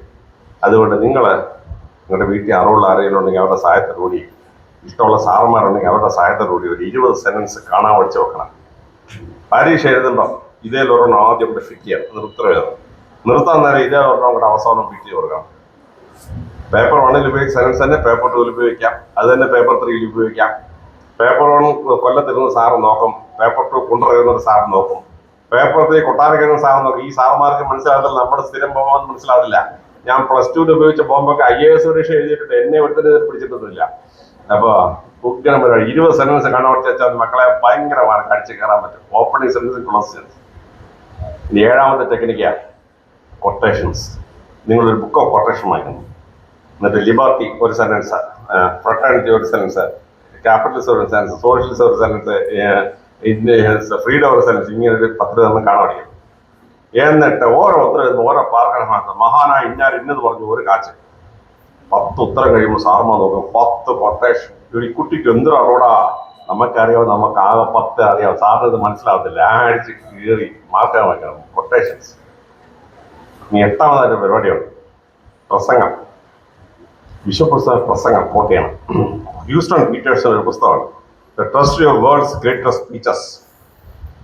അതെടുത്തിട്ട് ഞങ്ങൾ ചെയ്ത പരിപാടിയാണെന്ന് അറിയാം. ഉത്തരം എഴുതി തുടങ്ങും. ആദ്യം ഉത്തര അമേരിക്കയിൽ നിന്ന് ലിങ്കണെയോ കെന്നഡിയോ കൊണ്ട് കോട്ട് ചെയ്യും. പിന്നെ തെക്കേ അമേരിക്കയിൽ പോയി പാബ്ലോ നെരൂദയെ കോട്ട് ചെയ്യും. യൂറോപ്പിൽ ചെന്ന് ഇമ്മാനുവൽ കാന്റിനെ കോട്ട് ചെയ്യും. ആഫ്രിക്കയിൽ ചെന്നിട്ട് ആർഷോ ടുറ്റുവിനെ കോട്ട് ചെയ്യും. ഇന്ത്യയിൽ വന്നൊരു സംസ്കൃതം ഉപനിഷത്തിൽ സെന്റൻസ് അടിയും, എന്നിട്ട് ഇപ്പോൾ ആളിനെ കൂടെ അടിയും. ചൈനയിൽ പോയി കൺഫ്യൂഷ്യസിന് ഒരു കൊട്ടേഷൻ, അനലക്സിന് കൊട്ടേഷൻ, ജപ്പാനിൽ പോയി ഇസാക് സാട്ടോയുടെ ഒരു കൊട്ടേഷൻ, ഓസ്ട്രേലിയയിൽ നിന്ന് ഗ്ലോവിച്ചതിന് ഒരു കൊട്ടേഷൻ. സാറ് വായിക്കുമ്പോൾ സാറ് എന്തൊരു അറിവോടായി കുട്ടിക്ക് ഉത്തര അമേരിക്ക പോകുന്നു, തെക്കേ അമേരിക്ക പോകുന്നു, യൂറോപ്പിൽ പോകുന്നു, ആഫ്രിക്ക പോകുന്നു, ചൈനയിൽ പോകുന്നു, ഉപദേശത്തിൽ കയറുന്നു. നമുക്ക് അറിയാം, നമുക്ക് ആകെ അറിയാവുന്ന 10 സെന്റൻസേ ഉള്ളൂ. സാറിന് മനസ്സിലാകത്തില്ല. സാറ് ഒരിക്കും 10 ഉത്തരം എഴുതിയപ്പോ 6 ഭൂഖണ്ഡത്തിൽ 12 കൊട്ടേഷൻ. എന്തൊരു മിടുക്കകളായി കുട്ടി. സാറന്മാരെ മണ്ടന്മാരാക്കാൻ ബെസ്റ്റ് പരിപാടിയാണ്. ഇങ്ങനെ ഈ പരീക്ഷയ്ക്ക് മാർക്ക് 12 യൂണിറ്റ് വേലയുണ്ട്. ഞാൻ ഹെഡ്മിൻസിന് അയച്ചു കൊടുത്തേക്കാം. ഇങ്ങനെ ഈ 12 ചെക്കിങ് ഉപയോഗിച്ച് കഴിഞ്ഞോണ്ടല്ല പരീക്ഷയ്ക്ക് ഭയങ്കര മാർക്ക്. ഈ സ്കൂളിൽ A+ ഇല്ലാത്ത ഒരു കുട്ടിയും ജയിക്കാൻ പാടില്ല. എല്ലാവരും A+ അടിച്ച് കയറും. ഇങ്ങനെയൊക്കെ ടെക്നിക്ക് വെച്ചത്, എക്സാം ടെക്നിക്സ്. അതാണ് നിങ്ങളെ 6ാമതായിട്ട് അറിഞ്ഞിരിക്കേണ്ട ടെക്നിക്ക്. പഠിക്കുമ്പോൾ കമ്പ്യൂട്ടർ ഉപയോഗിച്ച് എങ്ങനെയാണ് പഠിക്കേണ്ടത്? ഞങ്ങളുടെ കാലത്ത് ഈ സാറന്മാരുടെ മുഖത്ത് നിന്ന് വരുന്ന വാക്കുകളല്ലാതെ ഞങ്ങൾക്ക് ആരും ഒരു അറിവും പറഞ്ഞു തന്നിരുന്നില്ല. അതായത് വേറെ മാർഗമില്ല. ഗുരുമുഖത്ത് നിന്ന് കേൾക്കുന്നതേ അറിവുള്ളൂ. പിന്നെ ഞങ്ങളെപ്പോലെ കുറച്ച് ലൈബ്രറി പോയിരുന്ന് വായിക്കും. ഇപ്പം നിങ്ങൾക്ക് അങ്ങനെയല്ല. നിങ്ങൾക്ക് അറിവിൻ്റെ മഹാസാഗരം തുറന്നു നിൽക്കാൻ.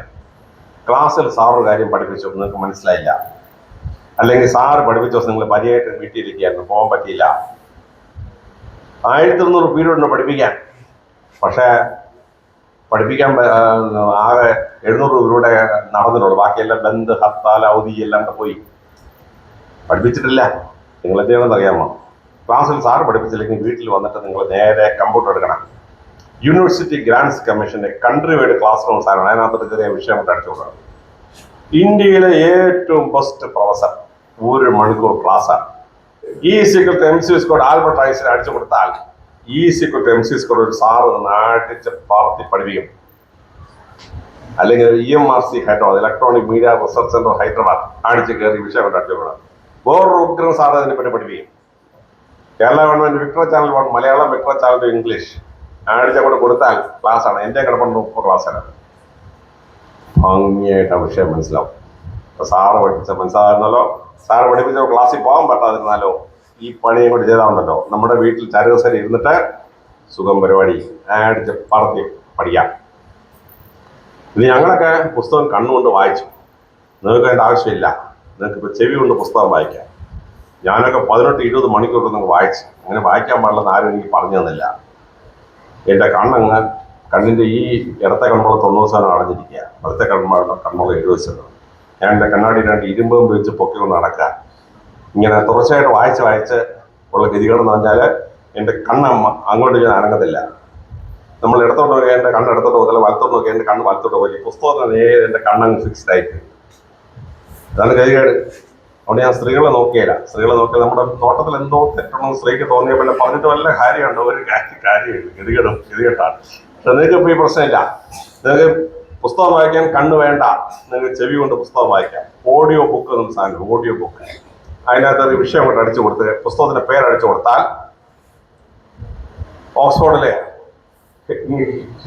ഇംഗ്ലീഷ് പ്രൊഫസർ പീറ്റർ എന്ന പുസ്തകം വായിക്കും. അപ്പോൾ നമ്മളിങ്ങനെ കണ്ണടച്ചിരുന്നാൽ മതി. പുസ്തകം ഇങ്ങനെ വായിച്ച് കേട്ടോണ്ട്. എൻ്റെ കാർ ഞാൻ ഫിറ്റ് ചെയ്തിട്ടുണ്ട്. യാത്രയ്ക്ക് ഇപ്പോൾ ഓൺ ചെയ്യും. പ്രൊഫസറിൽ നിന്ന് പുസ്തകം വായിക്കണം. നമ്മൾ കാറിൽ നിന്ന് പുസ്തകം ഇങ്ങനെ കേട്ടോണ്ടിരിക്കുകയാണ്. ഞങ്ങൾ കണ്ണുകൊണ്ട് പുസ്തകം വായിച്ചു, നിങ്ങൾ ചെവി കൊണ്ട് പുസ്തകം വായിക്കുകയാണ്. പിന്നെ അങ്ങനെ കേട്ട ഒരു ഗുണമുണ്ട്. ഇംഗ്ലീഷ് ഭാഷ എങ്ങനെ പഠിക്കണം എന്ന് നമ്മൾ മനസ്സിലാവും. ഇംഗ്ലീഷ് ഭാഷ എങ്ങനെ സംസാരിക്കണം, എങ്ങനെ അത് ഉച്ചരിക്കണം. ഞാൻ കൊല്ലക്കട്ട സ്കൂളിൽ പഠിച്ച 7ാം ക്ലാസ്സിൽ അന്ന് എന്നെ സാറ് വന്നൊരു വാക്ക് പഠിച്ചു, കിഡിനാപ്പ് എന്നൊരു വാക്ക്. കിഡിനാപ്പ് 9ാം ക്ലാസ്സിൽ മിടുക്കിയ ഒരു BSc വീടുകാരി ടീച്ചറിന്റെ ക്ലാസ്സിൽ വന്നു. ആ ടീച്ചർ പഠിപ്പിച്ചു. എനിക്ക് മനസ്സിലായി കിഡ്നാപ്പ് എന്ന വാക്കിനാണ് മറ്റേ ആളിനെ കിഡ്നാപ്പ് പഠിപ്പിച്ചതെന്ന് അപ്പോഴാണ് എനിക്ക് മനസ്സിലായത്. ഈ ടീച്ചറിനെ പഠിപ്പിച്ചില്ലായിരുന്നെങ്കിൽ ഞാൻ DGP ആയിട്ട് വല്ല സ്ഥലത്ത് ചെന്ന് സബ് ഇൻസ്പെക്ടറോട് ഞാനാണ് ആ പെൺകുട്ടിയെ കിഡ്നാപ്പ് ചെയ്യുന്നത് വെച്ചാൽ SI എന്നെ മുഖത്തോട് ചിരിക്കുന്നില്ലായിരുന്നു. വേറെ കേട്ട DGP കിഡ്നാപ്പ് പഠിച്ചിട്ട് നടക്കുന്നു.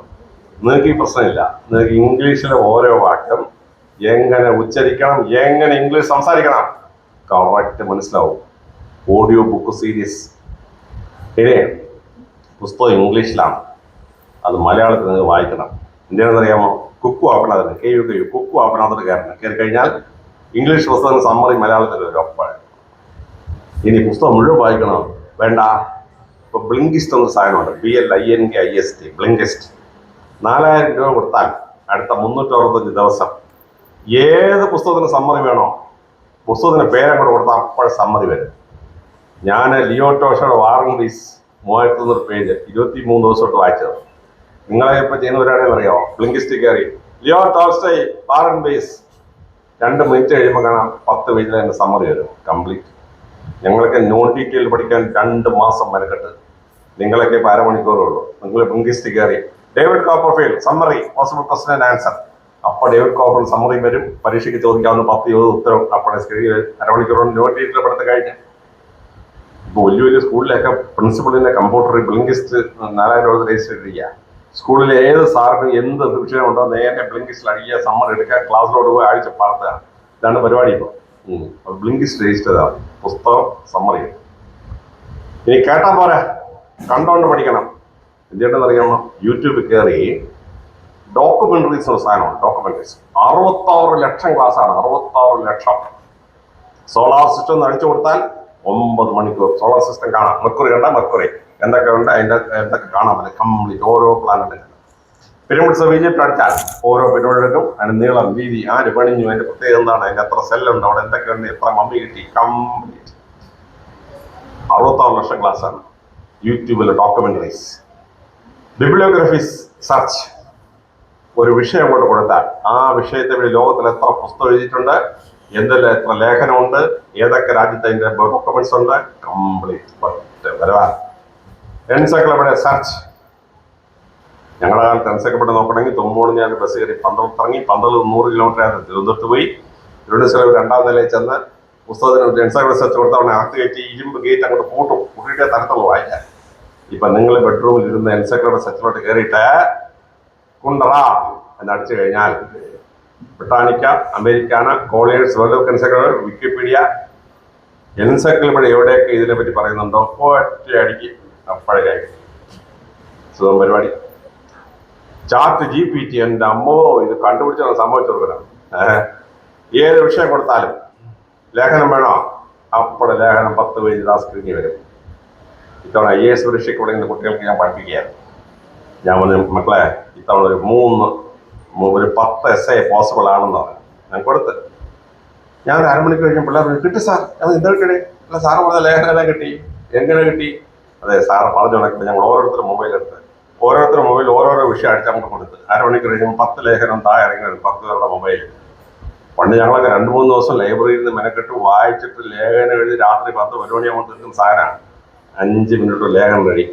പ്രസംഗം വേണോ, അടിച്ചങ്ങോട്ട് കൊടുത്താൽ 5 മിനിറ്റ് കഴിഞ്ഞപ്പോൾ പ്രസംഗം താഴെ ഇറങ്ങി വരും ചാറ്റ് GPT. ഇപ്പോൾ ആർട്ടിഫിഷ്യൽ ഇന്റലിജൻസ് ഇപ്പോൾ എന്തൊരു പരിപാടിയെന്ന് പറയുമോ, ലോകത്തിൽ എവിടെയൊക്കെ ആവതിനെ പറ്റി പറയുന്നുണ്ടോ അത് മുഴുവൻ അപ്പോഴേ ആഴ്ച. അതുകൊണ്ട് മക്കളെ, നിങ്ങളൊക്കെ പഠിക്കുമ്പോണ്ടല്ലോ കമ്പ്യൂട്ടർ വെച്ച് പഠിക്കണം. പഠിച്ചു കഴിഞ്ഞാൽ നിങ്ങൾ ലോകത്തിന് നെറുകയിലെത്തും. നിങ്ങളെങ്ങനെ പഠിച്ചില്ലല്ലോ. നിങ്ങൾ മത്സര പരീക്ഷയ്ക്ക് പോകുമ്പോൾ നിങ്ങളോട് മത്സരിക്കുന്ന കുട്ടികൾ ഡൽഹിയിലും ബോംബെയിലും കൽക്കട്ടയിലൊക്കെ ഈ കുന്തം ഉപയോഗിച്ച് പഠിച്ചിട്ട് വരിക, നിങ്ങളെ അവന്മാർ ഫ്ലാറ്റ് ആയിക്കളയും. അതുകൊണ്ട് പഠിക്കണം. അപ്പോൾ കമ്പ്യൂട്ടർ ഉപയോഗിച്ച് എങ്ങനെ പഠിക്കണം, ഞാൻ 2 ലേഖനം റെഫറൻസിന് അയച്ചു കൊടുത്തേക്കാം. നിങ്ങൾ ഈ പരിപാടി അങ്ങോട്ട് വെച്ച് പഠിക്കാറുണ്ടല്ലോ, അറിവിൻ്റെ മഹാസാഗരം നിങ്ങളുടെ മുന്നിൽ തുറന്നു വരും. ഏത് പരീക്ഷ എഴുതിയാലും റാങ്കോ ഡിസ്റ്റിങ്ഷൻ ആയിരിക്കും. പഠിക്കണം, കമ്പ്യൂട്ടർ ഉപയോഗിച്ച് പഠിക്കണം. വളരെ പ്രത്യേകം ശ്രദ്ധിക്കാനുള്ള കാര്യമാണ്. ഇനി 7ാമത്തേത് ലക്ഷ്യബോധം ഇടുക. ജീവിതത്തിൽ ആരായി തീരണം, ഒരു ലക്ഷ്യബോധമുള്ളൂ. അപ്പോൾ 568 സിവിൽ സർവീസും UN സിവിൽ സർവീസുകൾ 16 എണ്ണം, ഇന്ത്യൻ സിവിൽ സർവീസ് 27 എണ്ണം, ഇങ്ങനെ കിടക്കാറ്. അപ്പോൾ ഈ ലക്ഷ്യബോധം കറക്റ്റ് ഇടണം. ഇട്ടിട്ട് ഇപ്പോഴേ തുടങ്ങണം. ഞാൻ 9ാം ക്ലാസ് പഠിക്കാൻ ഒരു ശാന്തം പറ്റിയ ക്ലാസ് വന്നു. എൻ്റെ ഒരു കസിനാണ് ക്ലാസ്സിൽ വന്നു. അവിടെ എന്തെന്നറിയാമോ, ഫുൾ സ്കാപ്പ് പേപ്പർ എടുത്തിട്ട് 8ആയിട്ട് മുറിച്ച് അതുകൊണ്ട് ക്ലാസ്സിൽ വന്നു. എന്നിട്ട് പറഞ്ഞു, ദൈവത്തിൽ നിങ്ങൾക്ക് ആയിത്തീരാൻ പറ്റുന്ന ഒരു 15 എണ്ണം ഞാൻ പറയാമെന്ന് പറഞ്ഞു. 15 ജോലി അതിൻ്റെ വിവരണങ്ങളൊക്കെ തന്നു. എന്നിട്ട് ഞങ്ങളുടെ തന്നിട്ട് ഓരോരുത്തർ നിങ്ങൾക്ക് എന്താവണമെന്ന് അതിനകത്ത് എഴുതി തരാൻ പറഞ്ഞു. ഞാൻ അതിനകത്ത് എഴുതി കൊടുത്തു. അപ്പോൾ 50 കുട്ടികളുള്ള ക്ലാസ്സിൽ 46 പേര് 3 ജോലി എഴുതിയുള്ളൂ. ഡോക്ടർ, എഞ്ചിനീയർ, ടീച്ചർ 3 എഴുതിയുള്ളൂ. ഒരു കുട്ടി പൈലറ്റ് എഴുതി, ഒരു കുട്ടി സബ് ഇൻസ്പെക്ടർ എഴുതി. ഞാൻ അതിനകത്ത് MA PhD IAS എഴുതി. ടീച്ചർ ഇങ്ങനെ നോക്കിയിട്ട് എന്നെ മൊത്തം തുറച്ചു നോക്കി. ടീച്ചർക്ക് ഇഷ്ടപ്പെട്ടില്ലെന്ന് തോന്നി. ഒരു തവണ നോക്കി പിന്നെ എന്നെ തുറച്ചു നോക്കി. ഒന്നും മിണ്ടിയില്ല ടീച്ചർ. ക്ലാസ് കഴിഞ്ഞപ്പോൾ മോർണിംഗ് വാർന്നു എന്നെ വിളിച്ചിറങ്ങി നേരെ സ്റ്റാഫ് റൂമിൻ്റെ അടുത്ത് കൊണ്ട്. മോർണിംഗ് എഴുതി എന്നെ കളിയാക്കാനാണ്. അവിടെ എന്നെ എഴുതിയ ടീച്ചറെ കളയാക്കട്ടെ എനിക്കെന്ത് കിട്ടാനാണ്. ടീച്ചർ എഴുതാൻ പറഞ്ഞു, ഞാൻ എഴുതിയേ. ടീച്ചറെ 2 കൈ പൊക്കി എൻ്റെ തലയിൽ വെച്ചിട്ട് ഒറ്റ അനുഗ്രഹം, മോൻ ഈ ആഗ്രഹിച്ചതൊക്കെ ദൈവം തമ്പുരാൻ മോന് സാധിച്ചു തരട്ടെ. ഒറ്റ അനുഗ്രഹം. 9ാം ക്ലാസ് പഠിക്കുക. ഞാൻ ഒരമ്മേന്ന് എഴുതിയുള്ളൂ, 5 അമ്മ എടുത്തു. ഒരു PhD എഴുതിയുള്ളൂ, 2 PhD എടുത്തു. ഒരു തവണ IAS പാസ്സാവുന്ന ഞാൻ എന്നാ എഴുതി കൊടുത്തു, 2 തവണ IAS പാസ്സായി.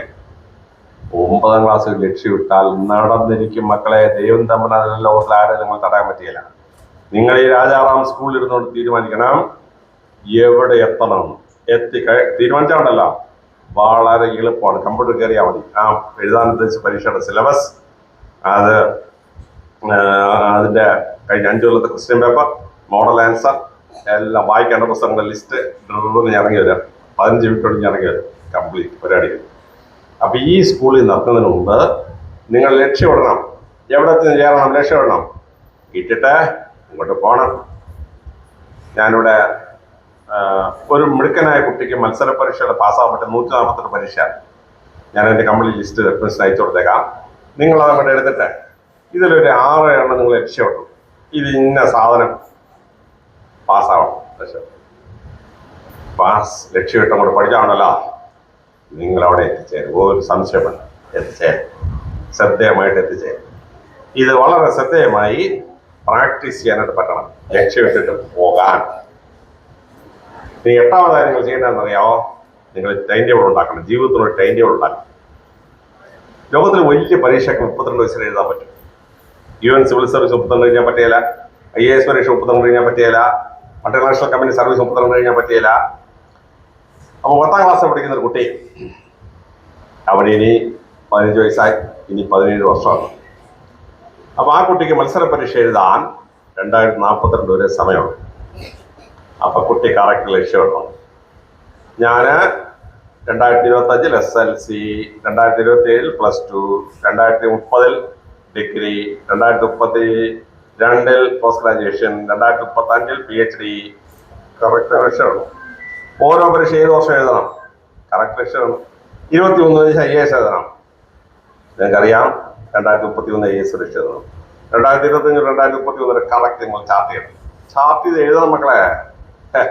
+2 പഠിക്കാതെ എൻ്റെ അനിയൻ്റെ മോൻ, അവനോട് ഞാൻ പറഞ്ഞു, മോൻ എന്നെപ്പോലെ IAS എടുക്കണം. അയ്യോ പൊന്നങ്ങളെ, അഗ്രിലോട്ടി രാത്രി പോയി കൂടാൻ എന്നെ കൊണ്ട് വയ്യാന്ന് പറഞ്ഞു. ആദ്യം 2 മണിയായിട്ട് അവൻ പറഞ്ഞു ഞാൻ എഴുതാമെന്നു. അവനങ്ങോട്ട് ലക്ഷ്യം കിട്ടു. കഴിഞ്ഞ കൊല്ലം MA സെക്കൻഡ് ഇയർ പഠിക്കുകയായിരുന്നു. അവൻ IPS എടുത്തു. ഇക്കൊല്ലം അവൻ IAS പാസ്സായി. 23 വയസ്സ് IAS പാസ്സായി. നിങ്ങൾ ഈ സമയത്ത് ലക്ഷ്യമിട്ടുണ്ടല്ലോ, ഭൂമിയിലൊരു ശക്തി നിങ്ങൾ തടയാൻ പറ്റിയില്ല. ദൈവം തമ്പുരാൻ അല്ലാതെ വേറെ ആരും നിങ്ങൾ തടയാൻ പറ്റത്തില്ല. നിങ്ങളുടെ കളക്ടർ ആവണം തീരുമാനിച്ചാൽ നിങ്ങൾ 2024 വയസ്സാകുമ്പോൾ കളക്ടറായിരിക്കും. അതാണ് സംഭവം. അപ്പോൾ ലക്ഷ്യമിടുക എന്നുള്ളതാണ് 8ാമത് നിങ്ങൾ ചെയ്യേണ്ടത്. പഠിക്കുമ്പോൾ ഞങ്ങളൊക്കെ വീടിനടുത്ത സ്കൂളിൽ പോയി, വീടിനടുത്ത കോളേജിൽ പോയി പഠിച്ചു. നിങ്ങൾക്ക് അങ്ങനെയല്ല. ലോകത്തിലെ 48 രാജ്യങ്ങളിൽ 700 യൂണിവേഴ്സിറ്റിയിൽ കേരളത്തിൽ നിന്ന് കുട്ടികൾ പഠിക്കാം. ആ യൂണിവേഴ്സിറ്റിയുടെയും കംപ്ലീറ്റ് രാജ്യങ്ങളുടെ ലിസ്റ്റ് നമുക്ക് റെഫറൻസ് അയച്ചു കൊടുത്തേക്കാം. അവിടെ പോയി സ്കോളർഷിപ്പ് പഠിച്ചെടുക്കണം.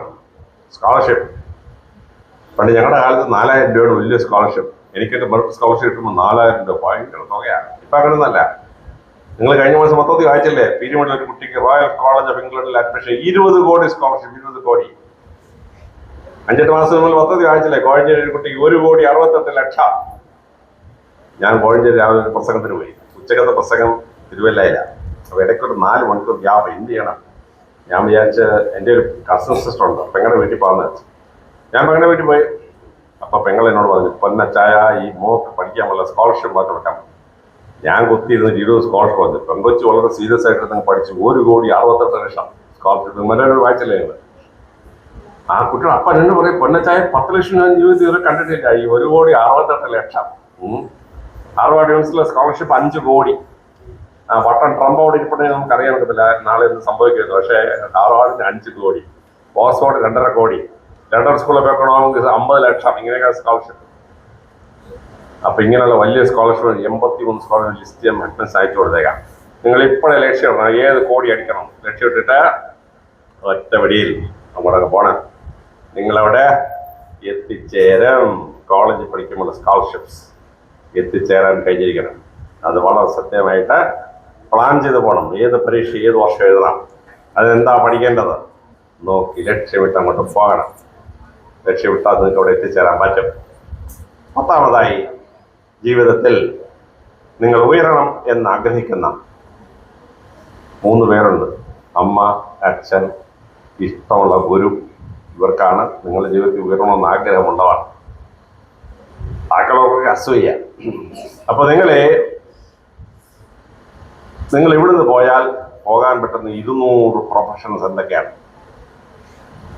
അത് പറയുന്ന മലയാളത്തിലെ ചില പുസ്തകമാണ്. ഒന്ന് മാതൃഭൂമി പത്രം പബ്ലിഷ് ചെയ്ത ഉപരിപഠനം, വേറൊന്ന് മലയാളം പബ്ലിഷ് ചെയ്ത ഡയറക്ടർ ഓഫ് ഹയർ എഡ്യൂക്കേഷൻ, പിന്നെ ഒരെണ്ണം നമ്മുടെ വിദ്യ മാധ്യമപത്രം പബ്ലിഷ് ചെയ്താണ്. ഏറ്റവും ഉഗ്രം സാധനം ദീപികയുടെയാണ്. ഹയർ സ്റ്റഡീസ് ഇൻ ഇന്ത്യ ആയിരുമ്പോൾ 1000 പേരുള്ള ഉഗ്രം പുസ്തകമാണ്.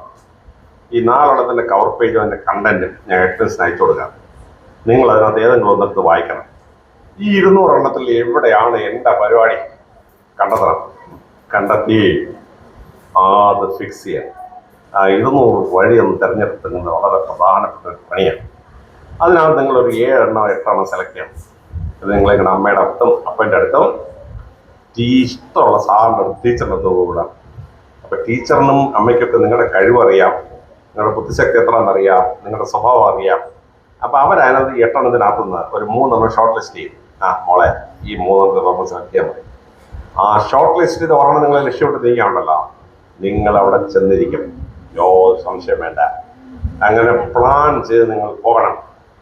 പോയി കഴിഞ്ഞാൽ എന്ത് സംഭവിക്കുന്നത് അറിയാമോ? നിങ്ങൾ വലിയ നിലകളിലെത്തും. നിങ്ങളുടെ മാതാപിതാക്കൾക്ക് വലിയ സന്തോഷമാവും, നിങ്ങളുടെ ടീച്ചേഴ്സിന് വലിയ സന്തോഷമാവും. 10-20 കൊല്ലം കഴിഞ്ഞ് സ്കൂൾ ആനിവേഴ്സറിക്ക് നിങ്ങളെ അന്നത്തെ ഹെഡ് മിസ്റ്റേഴ്സ് ഇവിടെ വിളിക്കും ചീഫ് ഗസ്റ്റായിട്ട്. ഞാനിരിക്കുന്ന അവസരം നിങ്ങളിരിക്കും. ടീച്ചേഴ്സിന് എന്തൊരു അഭിമാനം എന്നറിയോ? അവരോട് കുട്ടി ചീഫ് ഗസ്റ്റായിട്ട് വരുന്നത് ഭയങ്കര അഭിമാനമാണ്. പല സ്കൂളിലും ഞാൻ പോകുമ്പോൾ ടീച്ചേഴ്സിന് അഭിമാനം ഞാനുള്ള മുഖത്ത് ഞാൻ കണ്ടിട്ടുണ്ട്. ഞാൻ DIG ആയപ്പോഴും DGP ആയപ്പോഴൊക്കെ എന്നെ പഠിപ്പിച്ച സാറന്മാരുടെ വീട്ടിൽ പോയി അവരുടെ കാലത്തോട്ട് അനുഗ്രഹം വാങ്ങിച്ചിട്ട് ഞാൻ കസനെ പോകാറുണ്ട്. നിങ്ങളൊക്കെ കല്യാണം കഴിക്കുമ്പോണ്ടല്ലോ ഭാരതീയ പാരമ്പര്യം അനുസരിച്ച് പെറ്റമ്മയും അപ്പനും അനുഗ്രഹിക്കുന്നതിന് മുമ്പ് നിങ്ങളെ കല്യാണപ്പതിൽ അനുഗ്രഹിക്കാനുള്ള അവകാശം ആർക്കാണ്? ഗുരുവിനാണ്. ആദ്യം ഗുരുവന്ദനം ചെയ്യും. ഗുരുവിന്റെ അനുഗ്രഹം തൊട്ടിട്ട് പെറ്റമ്മയ്ക്ക് നമ്മൾ അനുഗ്രഹിക്കാൻ പറ്റൂ. ഭാരതീയ പാരമ്പര്യം അതാണ്. സനാതനം പഠിപ്പിച്ച പാരമ്പര്യമാണ്. അപ്പോ എൻ്റെ ഭാര്യ പ്രിൻസിപ്പളെ റിട്ടയർ ചെയ്ത് പെട്ടെന്ന് ഒരു ദിവസം അവരെ കാറും മുറ്റത്ത് വരും. ടീച്ചർ വരണം എന്നെ അനുഗ്രഹിക്കാൻ. അങ്ങനെ വൈഫിനോട് ഞാൻ പോകും. പലപ്പോഴും ഈ കുട്ടികളിങ്ങനെ കല്യാണപ്പത്തിൽ കാലത്തോട്ട് വന്നിരിക്കുമ്പോൾ എൻ്റെ ഭാര്യയുടെ കണ്ണിങ്ങനെ നിറയും. സന്തോഷം കൊണ്ടാണ്. പഠിപ്പിച്ചൊരു കുട്ടി വലിയ നിലയിലെത്തുന്നതിൻ്റെ സന്തോഷം. അപ്പം അതുകൊണ്ട് നിങ്ങളൊക്കെ വലിയ നിലയിലെത്തി മാതാപിതാക്കൾക്കും നിങ്ങളുടെ ഗുരുക്കന്മാർക്കും ജീവിതത്തിൽ ഏറ്റവും വലിയ സന്തോഷം കൊടുക്കുന്നവരാവണം. അവരുടെ ജീവിതത്തിലെ ഏറ്റവും വലിയ സന്തോഷം അതാണ്. അവർ റിട്ടയർ ചെയ്ത് വീട്ടിലിരിക്കുകയായിരിക്കും, രാവിലെ പത്രം വായിക്കും. ഈ പ്രസിഡന്റിനോടെല്ലാം കിട്ടിയുണ്ടല്ലോ, ഞാൻ രാജാറാം സ്കൂളിൽ പഠിപ്പിച്ച കുട്ടിയാണ്. ടീച്ചറിന്റെ ഹൃദയമുള്ള സന്തോഷമല്ലോ, വന്ദിക്കാനാവത്തില്ല. ടീച്ചർ പത്രം വായിക്കുമ്പോൾ പ്രസിഡന്റിൽ കിട്ടിയ കുട്ടിയില്ല, ഞാൻ പഠിപ്പിച്ച കുട്ടിയാണ്. നിങ്ങൾക്കൊരു ടീച്ചറിന് കൊടുക്കാവുന്ന ഏറ്റവും വലിയ അഭിമാനം നിങ്ങൾ ഉയർന്ന നിലയിലെത്തുക എന്നുള്ളതാണ്. അതുകൊണ്ട് ഞാൻ ഈ പറഞ്ഞ 10 കാര്യങ്ങൾ 10 സ്റ്റെപ്പ് ഒന്ന് ആലോചിച്ചിട്ട് 1 by 1 ക്ലൈം ചെയ്യണം. ക്ലൈം ചെയ്ത് നിങ്ങളുടെ മാതാപിതാക്കൾക്കും ഈ രാജാറാം സ്കൂളിനും ഇവിടെ പഠിക്കുന്ന ടീച്ചേഴ്സിനും ഒക്കെ അഭിമാന ഭാജനങ്ങളായി മാറണം. നിങ്ങൾക്കൊക്കെ പഠിച്ചു കയറാൻ പറ്റി? വൈക്കം മുഹമ്മദ് പറ്റിയോ? വൈക്കം മുഹമ്മദ് കോളേജ് പോകാൻ പറ്റിയില്ല. ഏതെങ്കിലും ഡിഗ്രി പാസ്സാകാൻ പറ്റിയോ? ഒന്നും പാസ്സാകാൻ പറ്റിയില്ല. ആ മനുഷ്യൻ സ്വന്തം കഴിവുകൊണ്ട് നേടിയെടുത്ത നിങ്ങൾക്ക് ഓരോരുത്തർക്കും പ്രശസ്തമായ സ്കൂളിൽ പഠിക്കുന്നു, നാളെ പ്രശസ്തമായ കോളേജിൽ പഠിക്കുന്നു. എന്ത് പഠിക്കാനും നിങ്ങൾക്ക് മാതാപിതാക്കൾ നിങ്ങൾ പഠിപ്പിക്കാൻ തയ്യാറാണ്. അപ്പോൾ നിങ്ങൾ വൈക്കം മുഹമ്മദ് പോലെ